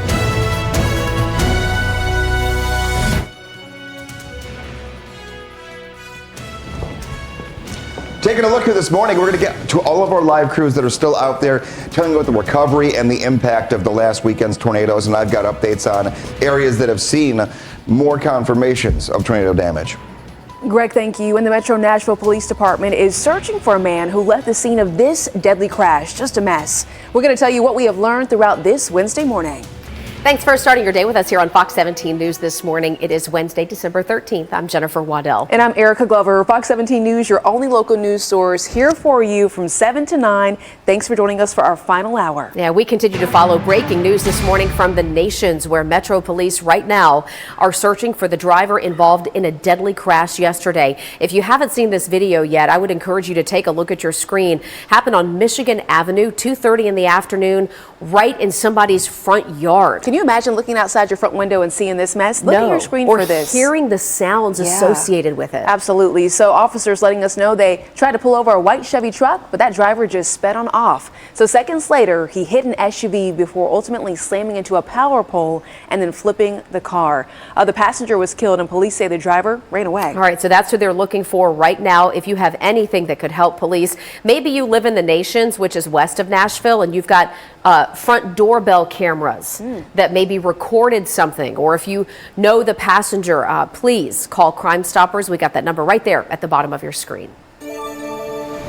Well, this Wednesday morning, we know thousands are still in the dark following this weekend's massive and deadly tornadoes. We're taking a quick look at the numbers, trying to update you when it comes to that NES power outage map, Nashville Electric Service. So as of right now, I'm seeing 1,153 customers who are currently without power. That's a big improvement. You know, this time yesterday morning, we had about 3,000 people without power, and at the height of the storm, upwards of 45,000. So those NES crews are working 24/7, understanding that they work 14-hour shifts. Oof. All right, so they're putting in a lot of work around the clock to try to get everybody back online. Let's talk about what they're doing right now. Fox 17 News' Justin McFarland joining us out there in the field. He's been keeping up with all of this and has another update for us. Hi there, Justin. Yeah, good morning. We're here in Madison, just off of Maya Drive, where businesses here continue to try to pick up the pieces after that storm rolled through. That includes pieces of the transformer that are sitting on sidewalks instead of being up on the poles, providing electricity. But it's easy to see why they're down instead of up. Back behind it, you can see the building completely ravaged by this particular storm. Looks like a bomb has gone off inside of that building, but it was not a bomb. It was nature, Mother Nature rolling through here on Saturday afternoon. Now, according to NES, they've been working throughout the night to try to restore power to places that can receive power. They say they had 189 power poles destroyed in this particular storm in Madison and Hendersonville alone. They've got representatives over at the Hendersonville City Hall right now to answer questions. If you have a damaged infrastructure at your house, damaged weatherhead, damaged meter base, go ahead and be looking for that electrician to get that restored, so that the last thing we want to have happen is we get power on your street and then you still got damage and we can't restore power to your home. So get that electrician out there, get your infrastructure fixed so that you're waiting on us. When we get the power fixed, we can get you hooked up. Now, they are hoping that everyone who can have power will have power by Friday. That is the goal for them right now. We're live for you in Madison. I'm Justin McFarland, Fox 17 News, your Code Red station. And Justin has been in Madison and Hendersonville this morning, going back and forth, showing us areas that have had the damage and still don't have the power back on. I've got new updates for you. This is the latest tornado update map, and this very likely could change later on this afternoon. We have had 4 EF2 tornadoes that touched down. The Springfield tornado, we had one that was down in the Hendersonville, Madison, Gallatin area. You get out toward Dickson, 2 of them that were on the radar for us, and then a new one, Indian Mound out in Stewart County, that was surveyed yesterday. As this map updates, if it does again, we will continue to show it for you here on social media, also on our website at fox17.com and right here on air. Greg, thank you. We're getting another update at 8:05 from this incident, I-40, I-440. And we want to show you the crash seems to be getting better as far as the movement. They've moved it over to the right shoulder, but you're still seeing a little bit of a bottleneck issue there with cars who are slowing down in that area. We're going to take another live look here at the slowdown going on over at White Bridge, Bradley Parkway. Just keep in mind if you're heading out that way. Yeah, here's the issue. So that crash on I-40 at I-440 for the Bellevue commuters is also now impacting Bradley Parkway commuters, because people who are on Bradley coming south trying to get on I-40 are having a real hard time doing that. Unfortunately, not a great detour for Bradley Parkway, but a reminder, if you're coming in from Bellevue this morning, go ahead and take 70 or 70S to get into town. When it comes to volunteer efforts, we know they are so underway. Folks are hitting up different areas, trying to make a difference wherever they can. Earlier, we called them everyday angels. Yeah, and we're seeing those stories unfold in so many of our communities, and that does include Clarksville, where sadly 3 people lost their lives. Fox 17 News' Kelly Avellino is joining us live in Clarksville this morning with how folks are rallying. Good morning. Good morning, Jen and Erica. And sadly, some of those lives were lost in these 3 homes, or what was of these 3 homes. Now piles of debris, a car still in a driveway here. Unbelievably sad, and it really takes it home that these folks are now having to rebuild their entire lives. I'm going to tell you about some everyday angels that I came upon in Clarksville just a few days ago. The Wynn family. The night of the tornadoes, right after they hit, this family decided they were going to go out in the next morning and cook food for whoever was in need. So they started rallying friends and other family members. And Ethan Wynn, who is a senior at Montgomery High School, decided he was going to help cook those burgers and spread the word. It was a massive effort there. And I can tell you that all sorts of people stopped by their tent here in Clarksville, first responders, displaced residents, folks who are working on power lines, everyone passing by, volunteers as well. Take a listen. We're going to go out tomorrow, get some hamburgers, get some hot dogs, go out and see if we can cook for some of the people out there helping. Now, shortly after they opened up their tent, again, making hundreds of hot dogs and hamburgers for folks, people started showing up with more food donations, restaurants, people who had just made sandwiches at home, and also with clothing and blankets and other things. The Wynn family donated all of that to charity ultimately after having their food tent up for several days. And there are a lot of ways that you can help out as well, just like the Wynns. This weekend will be a huge one for volunteer efforts. It's the first weekend since the storms hit. If you would like to join a group, there's always safety in numbers, clearing debris, or help making meals, many things. You could check out the Mosaic Church or the Life Point Church's websites. You can sign up through there directly, or the Montgomery County Emergency Management Agency's website as well. I'm Kelly Avellino for Fox 17 News, your Code Red station. Oh, Kelly, thank you so much. And here at Fox 17 News, we need your help in order to share the stories from this tornado outbreak. So you can see all of our viewers' photos and videos by going to fox17.com, but you can also go there and then chime in, share your photos, share your videos, and help us to share the stories. The cleanup continues here in Springfield, Tennessee, after tornadoes, deadly tornado outbreaks happen here. We're going to break down the do's and don'ts when it comes to cleaning up debris. We're one episode away from Yesterday, we were speaking with the Springfield mayor who talked about how they were going to be making way for today, the cleanup process regarding debris to start. Right. And the mayor, Ann Williams, said that, this is the time to get everything, picked up and put out at the street so they can come and collect it. And we wanted to give you a heads up on that and let you know, too, there will be some road closures while they do this cleanup. We joined Fox 17 News' Peyton Muse live in Springfield this morning. She's right there along Memorial Boulevard, which really took the brunt of this tornado. Jen, that's right, 120-mile-per-hour winds. It was an EF2 tornado. I'm going to have our photojournalist, Kevin, kind of pan over to this car that I want to show you guys. It's abandoned. This is in the Jets Pizza parking lot. You could see the windows are busted out, the tree branch, the power lines, and there's actually crews out here right now trying to work to fix the power lines. I actually spoke to one of the crew members, and they've been working long hours, long days, as you guys had mentioned a little bit before. And one of the things that the city of Springfield wants people to know is today, debris cleanup, today and tomorrow. They want people to help make this process go along a little bit faster, and how that people can do that is by sorting out brush and non-brush. Non-brush means things like cars, appliances, metal, signs. They want that to be sorted out from tree branches and things like that. So take a look at the graphic that we have up here. They're asking for debris to be on one side of the road and at the edge of your property, not on sidewalks or in ditches. Again, not on sidewalks or in ditches. They also want people to protect themselves right now. Wear gloves and appropriate boots. You don't know what you could step on if you're coming out today to help clean up. There's things like nails, glass, and you don't want to get hurt. Nobody wants to get hurt right now. I mean, Tennessee went through some traumatic stuff here with the tornado, and that's the last thing anybody needs. Also, they want people to wear goggles because they don't want the debris flying up in your eye and things like that. We, again, don't want anybody getting hurt, but they want people to follow these guidelines so that things can move along smoothly. Now, for more tips, head over to our website at fox17.com. We're going to have an article up there that has the graphic that shows people the do's and don'ts, and we'll have that up shortly. Reporting live in Springfield for now, Peyton Muse with Fox 17 News, your Code Red station.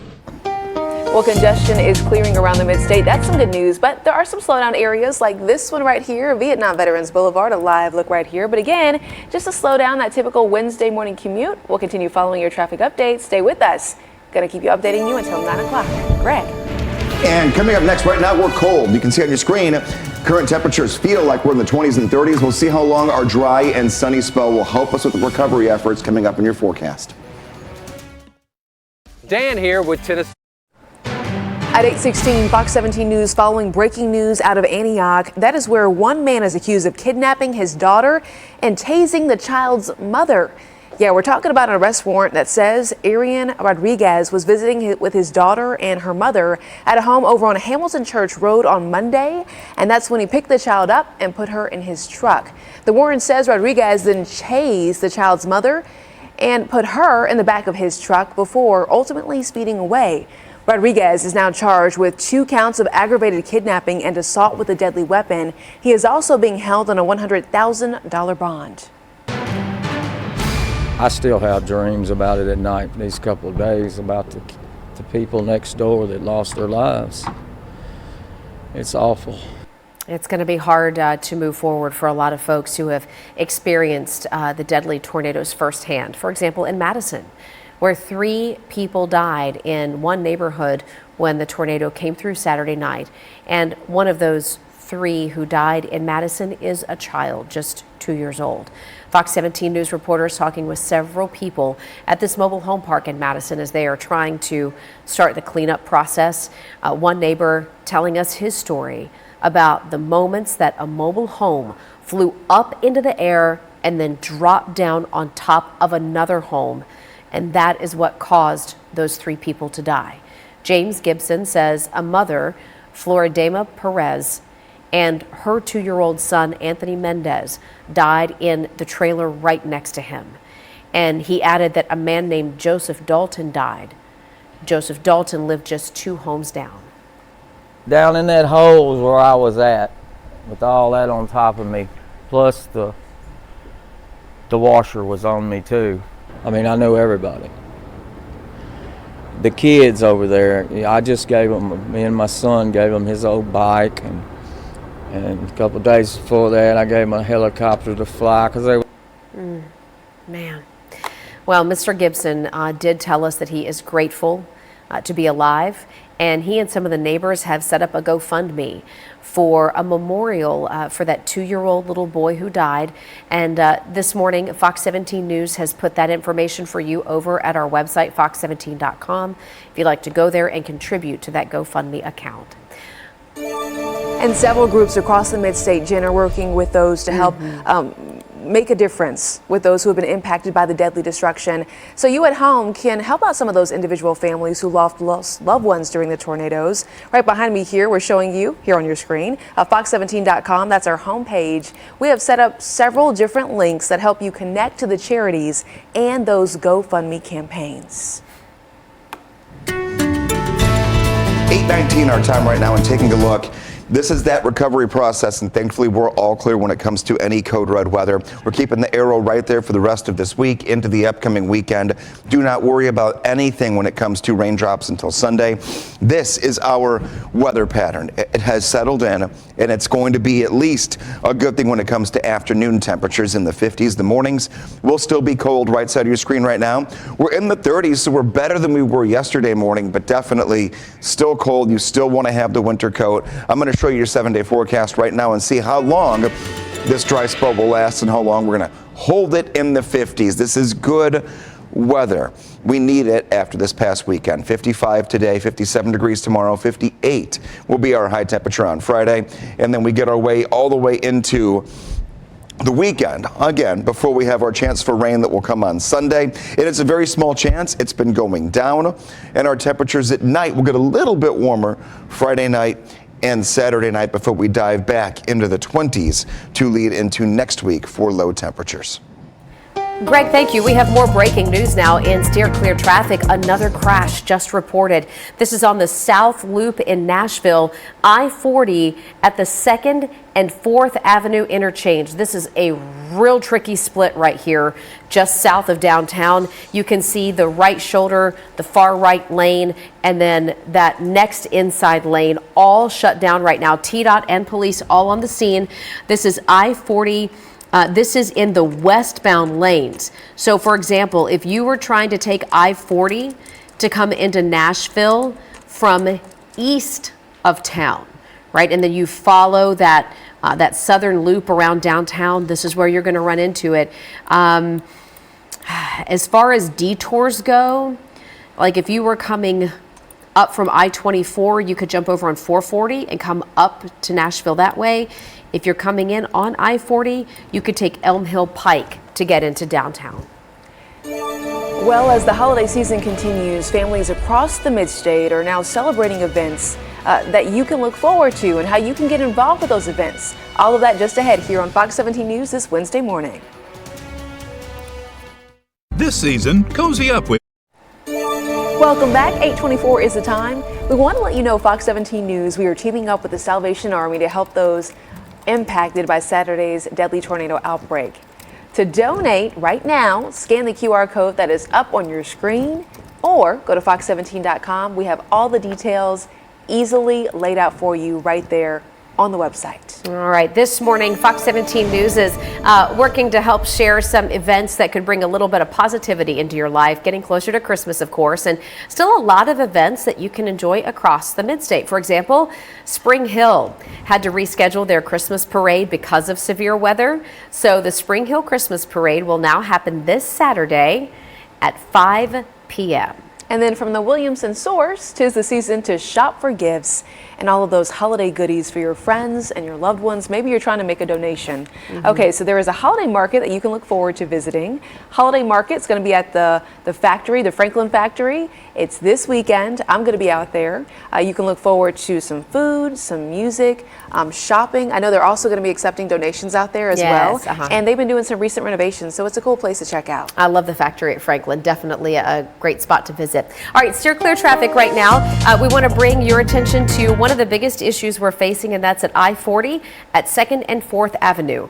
We can see TDOT still on the scene here. We got 3 lanes of traffic blocked off, so you are barely getting by. This is I-40 south of Nashville, and you're heading westbound. So this is the part of the loop that's taking you west. If you're on I-40 coming into Nashville, I would recommend Elm Hill Pike as your best detour. If you're on I-24 and you're coming up and trying to head west from that direction, I would just jump off at I-440 first. So before you even get to that 40 interchange, jump off at I-440 and then you can take 65 north to get into Nashville. That'll be a much easier drive for you. We are still watching residual backups over on I-40 near I-440 west of that because of an earlier crash, even impacting Broadley Parkway near the Nations. We'll check in on that again in just a few minutes. We're going to now check in, though, with our Code Red meteorologist, Greg Bobus, because chilly temperatures out there. And also, I'm going to try it one more time. Jimmy. Yeah. Keep going. Yes, I did. Keep going. That's where I stopped. Hey, it only took 5 hours, but we got there and we figured it out and we're going there. And also, perseverance. You also mentioned cold, and Jen gave us like a life hack from one of your friends of what to put into your hot chocolate. Today's National Cocoa Day. Yeah. And my friend Renee years ago shared with me her secret to the best hot chocolate. Not hot cocoa, hot chocolate. Get your milk hot on the stove and then add in 3 Musketeer candy bars. So I had to try it. And we tested it out. Delicious. Chef's kiss, right? Delicious. So I'm buying another candy bar to take home because I've been getting texts from home that I need to have one of these today. Okay. Taking a look here at your forecast. This is the Geminid meteor shower. If you just bright light, quite literally, after a really long couple of days. Look up tonight and tomorrow night, crystal clear sky. You'll be able to see about 25 to 50 meteors per hour. Completely clear sky tonight and tomorrow night. And we're going to look at your 7-day forecast and piece together the cold temperatures here coming up in a few minutes in our 8:30 half hour. All right, Greg, thank you so much. At 8:27, standing Tennessee strong. Fox 17 News is hearing more from local neighbors, and we track the progress of the cleanup efforts underway across the midstate. Where can you find furniture? You're watching Fox 17 News This Morning, your Code Red station.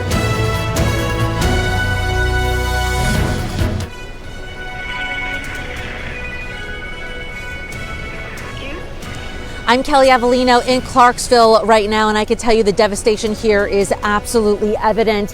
However, the recovery has drawn hundreds of people helping this community. I've got what's going on this upcoming weekend.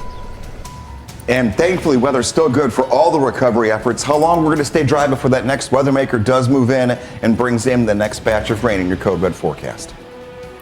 Steer clear traffic right now. A live look as our commute is easing up in some spots, but getting a little congested in others. Will help you steer clear.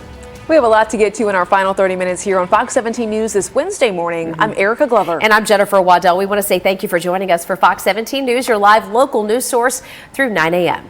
Happening right now, Metro Nashville police are asking for your help in order to identify a man whose body was found last month in the woods near Clifton Avenue. We're mapping it out for you right here on the screen. They say a man's body was found back on November 16th. It was discovered by a contractor. Yeah, police say that this is an older white man between 5'3" and 5'8".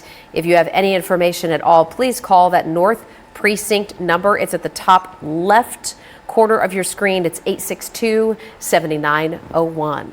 And more breaking news headlines this morning and updates in the recovery efforts and the masses of people who are now showing up to help our neighbors. We have next door neighbors and people even from out of state coming here to volunteer, doing whatever they can, whether that's, clearing out tree limbs, putting tarps on roofs, providing meals to people. Yeah, and I know it's only Wednesday, but crews are gearing up for this weekend. Fox 17 News' Kelly Avellino joining us live over there in Clarksville with more on how folks can get involved. Hey, Kelly.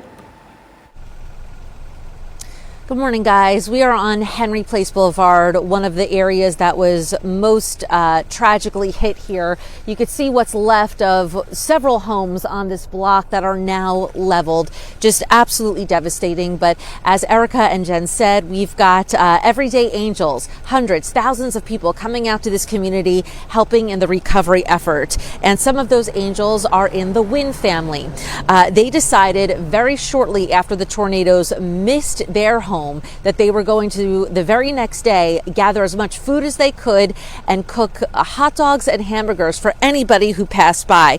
Now, for several days, the Wynn family did this right up near West Creek Middle School. Ethan Wynn is a senior at Montgomery Central High School. His dad, and again, more of their family and loved ones, made those hot dogs and hamburgers and put out a spread of all kinds of food for residents who were displaced, power crews, tree removal teams, first responders, anybody walking by, and it was certainly appreciated. We've had so many people come out here for food. Like, we've probably fed over 300 people if I had to guess. But a lot of it hasn't even been from us. It's just been from just kind people donating, like, food that they've bought, food that they've prepared. And the family kept that effort going for several days and then donated anything left over to charity. Now, other big events for volunteering are happening in the Clarksville community, specifically this weekend. I can tell you, if you would like to volunteer, join a group, safety in numbers here, you can contact the Life Point Church or the Mosaic Church. We've seen hundreds of those volunteers out every single day. And also you can contact the Montgomery County Emergency Management Agency as well. They are organizing volunteers. A lot of debris, a lot of tree limbs and branches still need to be cleared here. In Clarksville, I'm Kelly Avellino for Fox 17 News, your Code Red station. Kelly, thank you. This morning, we also know that there are so many folks who are still in the dark after this weekend's massive and deadly tornadoes. Yeah, I just checked NES, their power outage map, and they're reporting about 1,100 customers without power. For the latest on the efforts to get everybody back online, we have Justin McFarland joining us live right now. Yeah, good morning. We're in Madison, just off of Maya Drive, and this is where a lot of businesses were especially hard hit by that EF2 tornado, including this one right here behind me, as they have got quite a bit of work to do and really demolition at this particular moment before they are able to get this building back up and going. My photographer, David, I know we've been focusing in on the building, but I want you to take a look at these two guys who just showed up. These are AT&T workers who just pulled up here. And it's people like them that have been busy throughout the night trying to get not just the electricity back going, but obviously things like the internet. We've seen AT&T, we've seen Xfinity out and working, trying to get lines back up and operating after the storm came blowing through. Overnight, NES gave an update to the Hendersonville city leadership. They say they're hoping to get everybody back up and operating by Friday. And for those who are still in the dark, they have this message. We have a 161,000 volt transmission line that feeds from the north substation, which is what you saw is what the big explosion that you see on TV. That line comes from there to Hendersonville, to the Saundersville substation, and on to the TVA Wilson substation, and ultimately to Gallatin steam plant. We have 189 broken poles across the system. They're mainly in the Madison and Hendersonville area. 34 of those are transmission poles, so they're the 100-foot tall steel poles. We had several that just folded over. Now, NES representatives are there at Hendersonville City Hall today to take any questions that people may have. They're also waiving the fees for anybody who is still looking to get an inspection done there to make sure their electricity is safe to be turned back on. I was just speaking with some of the workers here in this particular area, back here in Madison. They tell me the biggest piece of damage that is done by this storm is going to be the closure of several of these small businesses and the loss of jobs, as they don't believe a lot of these businesses will be coming back. We're live for you this morning. I'm Justin McFarland, Fox 17 News, your Code Red station. And a look at the updated tornado map for us here, where Justin is at in the Madison area was an EF2 with 130-mile-per-hour wind speeds that caused all of that damage and destruction. The newest update yesterday was in Indian Mound in Stewart County, where there was an EF1 with 110-mile-per-hour wind speeds. We'll keep updating this map as we get new information. We're going to look ahead to your 7-day forecast in minutes. Greg, thanks. Let's check your clear traffic north of downtown Nashville right now. So we're seeing a significant slowdown here. Your typical Wednesday morning commute, though, I don't think there are any crashes or disabled vehicles. This is just a whole lot of traffic with folks heading into Nashville, trying to get to work or school or wherever they have to go. We'll let you know if there are any crashes, though, that do come of this.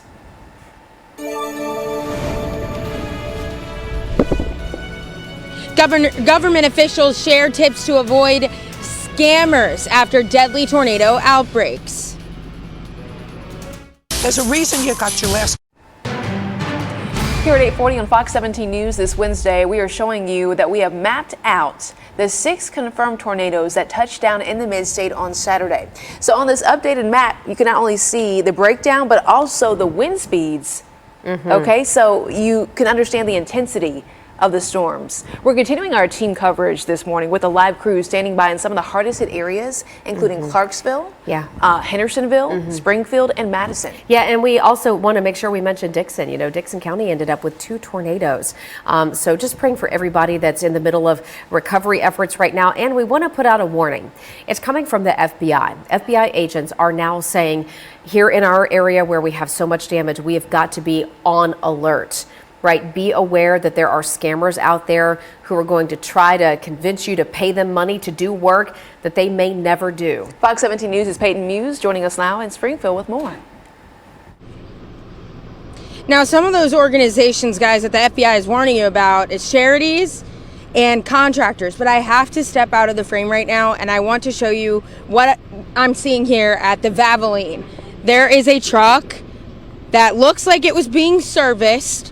And I don't know if our photojournalist Kevin, if he can zoom in enough, but on the left side of the truck on the back, there's no tire. I think this just goes to show that the EF2 tornado at 120 miles per hour that hit here in Springfield, just how powerful it was. Now we know Clarksville was at a EF3, 150 miles per hour, but this still is just an interesting sight to see. I didn't see anything like that in Clarksville.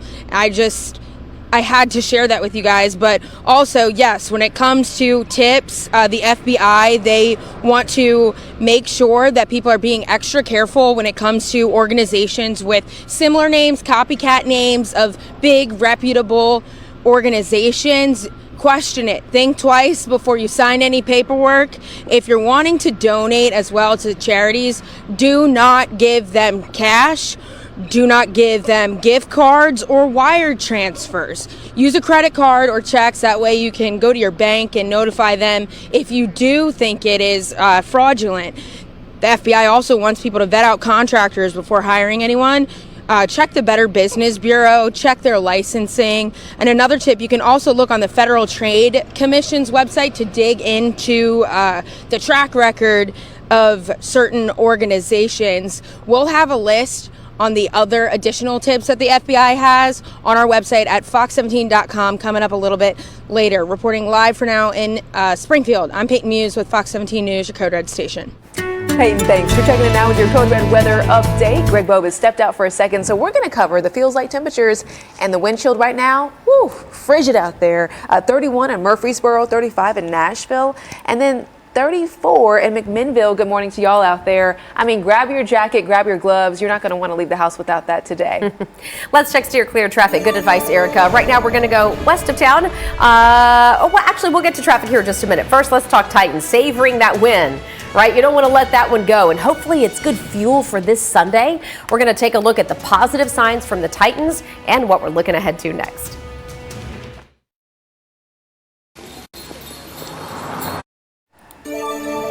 Welcome back to Fox 17 News this morning. We want to share with you something just into the newsroom from Murfreesboro Police. Watch your screen. They're looking for the person here who they say is a porch pirate. All right, we're watching it play out now from somebody's Ring doorbell camera. Murfreesboro detectives hoping to identify this person wanted for questioning in stealing stuff off somebody's porch. And look, there he goes. So we saw the shot of him running up, and then he just kind of casually walks off. Like, doesn't run away or anything. This happened November 30th, right in the middle of the day, 12:30, November 30th. Check here, because this is the car in question. It's a small blue SUV. There's a closer look at the person wearing a maybe a zip-up hoodie. We understand that a package that contained 5 iPhones, is what was stolen from this front porch. This is on Peconic Drive. I hope I'm pronouncing that right. Peconic Drive in Murfreesboro.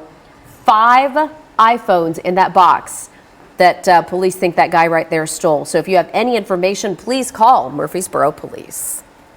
And I watched the entire thing implode. It sounded like a bomb going off. Taking things one day at a time. The congregations from 2 Nashville churches, both destroyed by tornadoes years apart, though. Well, right now they're leaning on each other. Fox 17 News' Kylie Walker sharing how they have persevered in times of hardship.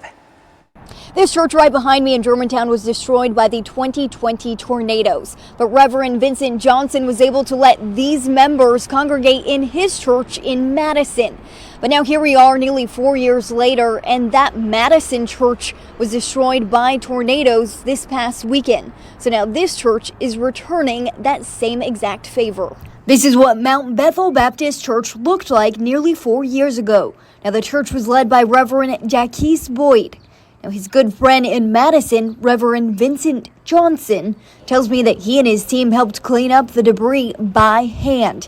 And they even offered Reverend Boyd a place to worship. And now that Reverend Johnson suffered that same fate just years apart, he's getting that same help. And so he and I spoke immediately after. After this one. And yes, after this. Yeah. And what better voice to hear than someone that has walked this path just 3 years before. He's offering the same love that was extended to him. Now, as you can see, there is still some damage, and it's under construction. This church that was damaged back in 2020, so its temporary location has moved to East Nashville. That's where Reverend Vincent Johnson tells me his members will congregate with them this Sunday. For now, in Germantown, Kylie Walker, Fox 17 News, your Code Red station. Think about that. Just 3 years in between those 2 different incidents. Now, if you would like to read so much more about that story that you just heard, or the stories that we have covered throughout this entire week, go to fox17.com. That way you can easily access this story right here that we have posted. You can just go to fox17.com, as well as our social media accounts. Think Instagram, Twitter, Facebook, all of that. And I think you can check out Greg's forecast by heading to his Fox 17 fan page. Oh, we got you covered everywhere. We're not just here on air. We've got you online, social media. I mean, that's the whole point of what we're doing now, is we don't want you to be left in the dark when you are out and about. Yeah, we call it, multi-platform, where you can find us on your TV and on your phone, streaming on a device 24/7. I just call it "Come Get Me." Find me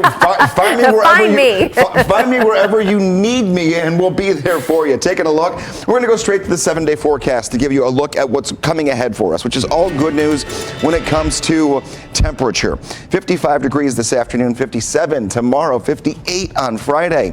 A little breezy on Friday into Saturday, and the next weather maker moves in on Sunday. Small chance, but it's there for a couple of showers to move in. Nights will be cold tonight and tomorrow. You're going to wake up feeling almost identical the next couple of days. And then we get into the weekend, get a little warmth Friday night into Saturday night, and then get colder again to begin next week. That small chance for rain brings in a cold front, which will cool us back into the upper 40s by Tuesday into Wednesday. So keep that in mind. We're not going to be in the warmest of terms next week, but generally speaking, with everything that we have going on right now across Middle Tennessee, only one chance for rain, and it'll be very hit and miss as it moves in. No severe weather for your upcoming weekend. Good news, Greg. Thank you so much. Steer clear traffic right now. We've got another problem in steer clear traffic. It has been a doozy of a morning on I-40 for our Bellevue commuters. Another crash. This is I-40 at 46th Avenue inbound to Nashville from Bellevue. I've been giving the detour all morning for our Bellevue commuters to use 70 or 70S to come in because it's just been a really difficult commute west of town. So here we have a car that's pulled off with TDOT to the far right side of the interstate. Those detours I just mentioned still holding true here at 8:52.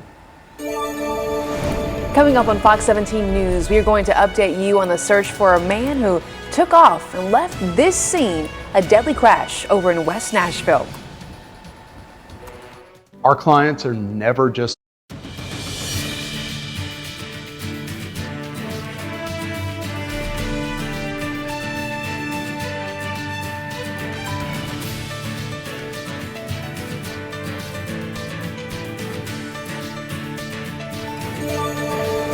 Here's a recap of our top stories here on your Wednesday morning. Metro Police are still searching for the person responsible for a deadly crash in the Nations. This is west of Nashville. We understand that police were trying to pull somebody over. They took off, crashed into another car, flipped, killing a passenger, and then the driver took off. If you have any information, call Crime Stoppers. And we're also following a story out of Antioch. Take a look at your screen right here. One man is now accused of kidnapping his daughter and then tasing the child's mother. An arrest warrant says that Arian Rodriguez was visiting with his daughter and her mother at a home over on Hamilton Church Road on Monday, and that's when he decided to pick up the child and put her in his truck. The warrant says Rodriguez then tased the child's mother and put her in the back of his truck before taking off. He is now charged with 2 counts of aggravated kidnapping and assault with a deadly weapon. That's going to do it for us for this Wednesday morning. Make sure you tune in at 5:30, and then we'll see you again here tomorrow morning at 4. Here's Steals and Deals. Have a great Wednesday. Sponsored by the Big 98, Nashville's #1 for new country and the home of a Bobby Bones show. But, you know, I was thinking about it this morning, Daniel, to where, you know, you and I first met when you were only a teenager, and now you have been in the music business half your life. Half my life. Starting out at 14, Yeah. you're now 28, and you got a brand new, incredible album out, Reflector. Thank you. Yeah. So how do you feel that Reflector reflects your musical evolution? I think the album is I just want it to be truthful, beautiful, and good for anybody who is turned on by it. Mm-hmm. You know, and it's a big album. There's 15 songs. 66 minutes of music. Yes. Yeah. Although also, you know, your mom has a favorite song in this, and she was a little confused. Dance in the Desert. Yeah. Because there's 2 Dance in the Deserts, part 1 and part 2. Yeah. She called me. And she goes, you know, these are you? This is wrong. The album, it's in the wrong order. I go, what do you mean, Mom? Yeah. She goes, well, there's Dance in the Desert. It's not next to each other. It's separated. You know. I was like, well, you know, it's a concept. Mom. Right, and they're 2 very different songs. The desert gets dark. Yes. And it turns into a place of exploration, and it kind of takes on that hero's journey of dark and light. Right. Yeah. Congratulations. I'm glad you found Vance Powell to work with, or he found you. Or who knows how it works? Who finds who? It's kind of cosmic. The whole thing is. I'll tell you what, you're going to love the album as much as I do, but please, please, please go see Daniel Donato live with his Cosmic Country Band, and you're going to thank me for that because it really solidifies the whole sound. Thank you. Thank you so much, Eric. Thanks for coming on the show. Thanks for having me.